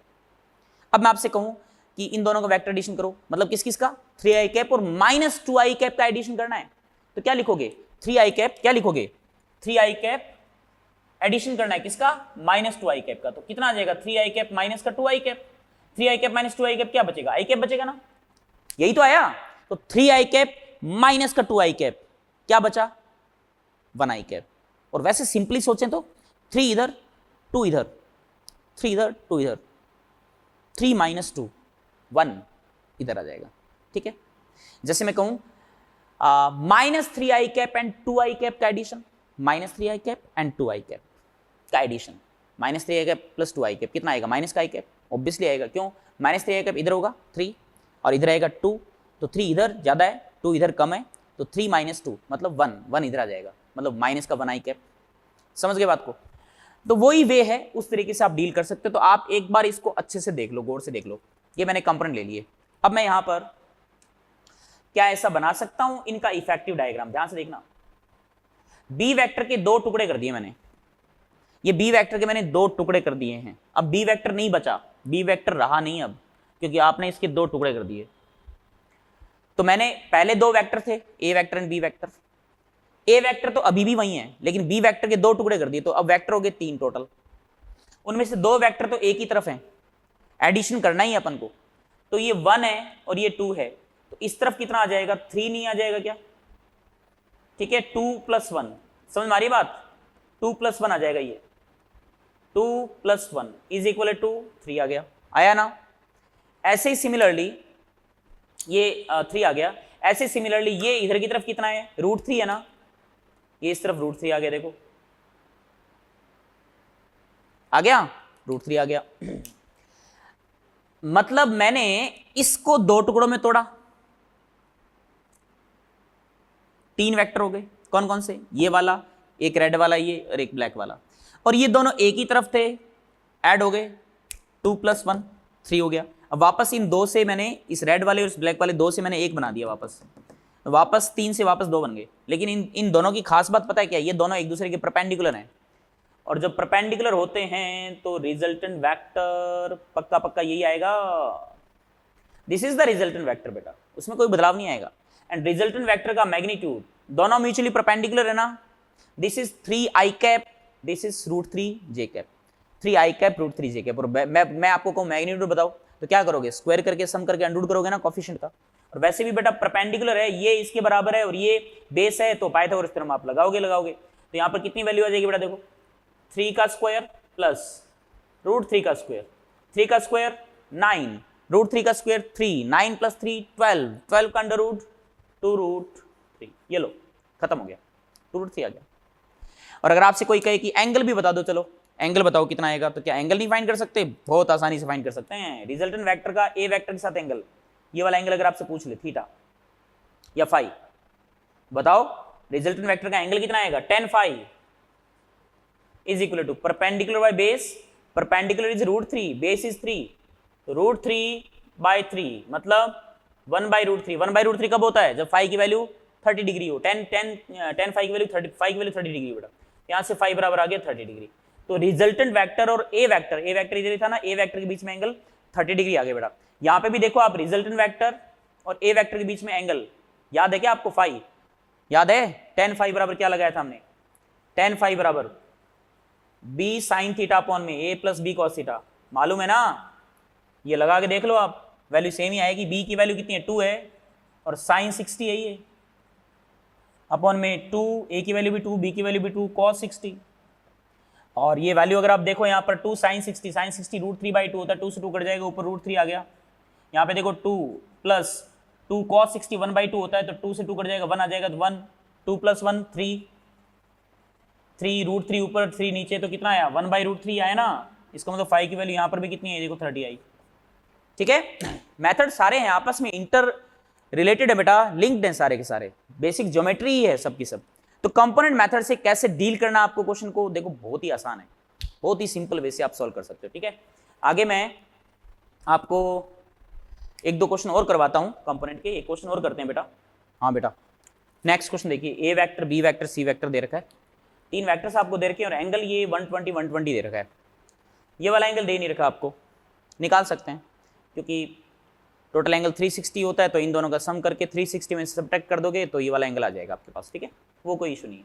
और इन तीनों का रिजल्टेंट 0 हो, ये तो कोई पता नहीं है ना, दे नहीं रखा अपन को, तो लामीज थ्योरम मत लगा देना। ठीक है, आपको अगर दे रखा हो ना कि रिजल्टेंट 0 है, then you can use Lami's theorem, right. Resultant अगर 0 नहीं है, नहीं पता रखा, मैंने तो पूछा है कि रिजल्टेंट क्या है। ठीक है, तो चलो कंपोनेंट मेथड से सोल्व करना है इसको। तो सबसे पहले बेटा मैं ए वेक्टर को ड्रॉ कर देता हूं। ठीक है, ए वेक्टर सिंपल नजर आ रहा है, थोड़ा सा इजी लग रहा है मुझे, एक्स डायरेक्शन में है, तो मैंने इसको नहीं छेड़ा, इसके साथ छेड़खानी नहीं की मैंने। फिर बी वेक्टर दिख रहा है, बी वेक्टर कुछ इस एंगल पर है, देखो मैग्नीट्यूड इसका 4 है, तो मैं क्या करता हूं, ये x मान लेता हूं और ये y मान लेता हूं, देखो।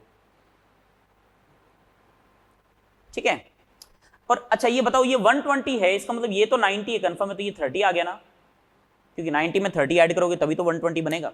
तो अपन क्या करते हैं, बी वेक्टर को स्प्लिट कर देते हैं 2 पार्ट के अंदर। ठीक है, तो इतना आइडिया लग गया होगा आपको, एक तो कंपोनेंट इधर आ जाएगा और एक कंपोनेंट इधर आ जाएगा। ठीक है, तो ये 4 है, तो 4 का इस तरफ कंपोनेंट कितना आ गया, 4 cos 30, और cos 30 आप जानते हो √3/2 होता, तो ये वैल्यू आ जाएगी 2√3। ये आ जाएगा 4 sin 30, और 4 sin 30 1/2 होता है, तो 2 आ गई वैल्यू। ठीक है, तो मैंने b को 2 पार्ट में स्प्लिट कर दिया। अब c को भी देख लेते हैं, चलो c इधर है, मैग्नीट्यूड c का भी 4 है, अगेन ये वाला एंगल 120 है, इसका मतलब ये 90 है, तो ये भी 30 मानेंगे अपन। तो क्या सी वेक्टर को 2 पार्ट में स्प्लिट नहीं कर सकते, क्या कर सकते हैं, तो कर दो फिर। सी का एक कंपोनेंट इधर आ जाएगा, देखो आ गया, ये देखो 30 के पास वाला है 4 का इस तरफ कंपोनेंट कितना आ गया, 4 cos 30 √3/2, तो ये आ गया 2√3, और एक इस तरफ आ जाएगा, इधर आ गया ना, सी का एक कंपोनेंट इधर और एक कंपोनेंट इधर, इधर वाला कितना आएगा 4 sin 30 1/2, तो ये 2 आ गया। ठीक है, अब देखो कैसे करें। तो मतलब हमने यहाँ 3 वेक्टर थे, ये काले रंग वाले 3 वेक्टर थे, इनसे हमने कितने वेक्टर बना लिए, 1 2 3 4 5 वेक्टर बन गए।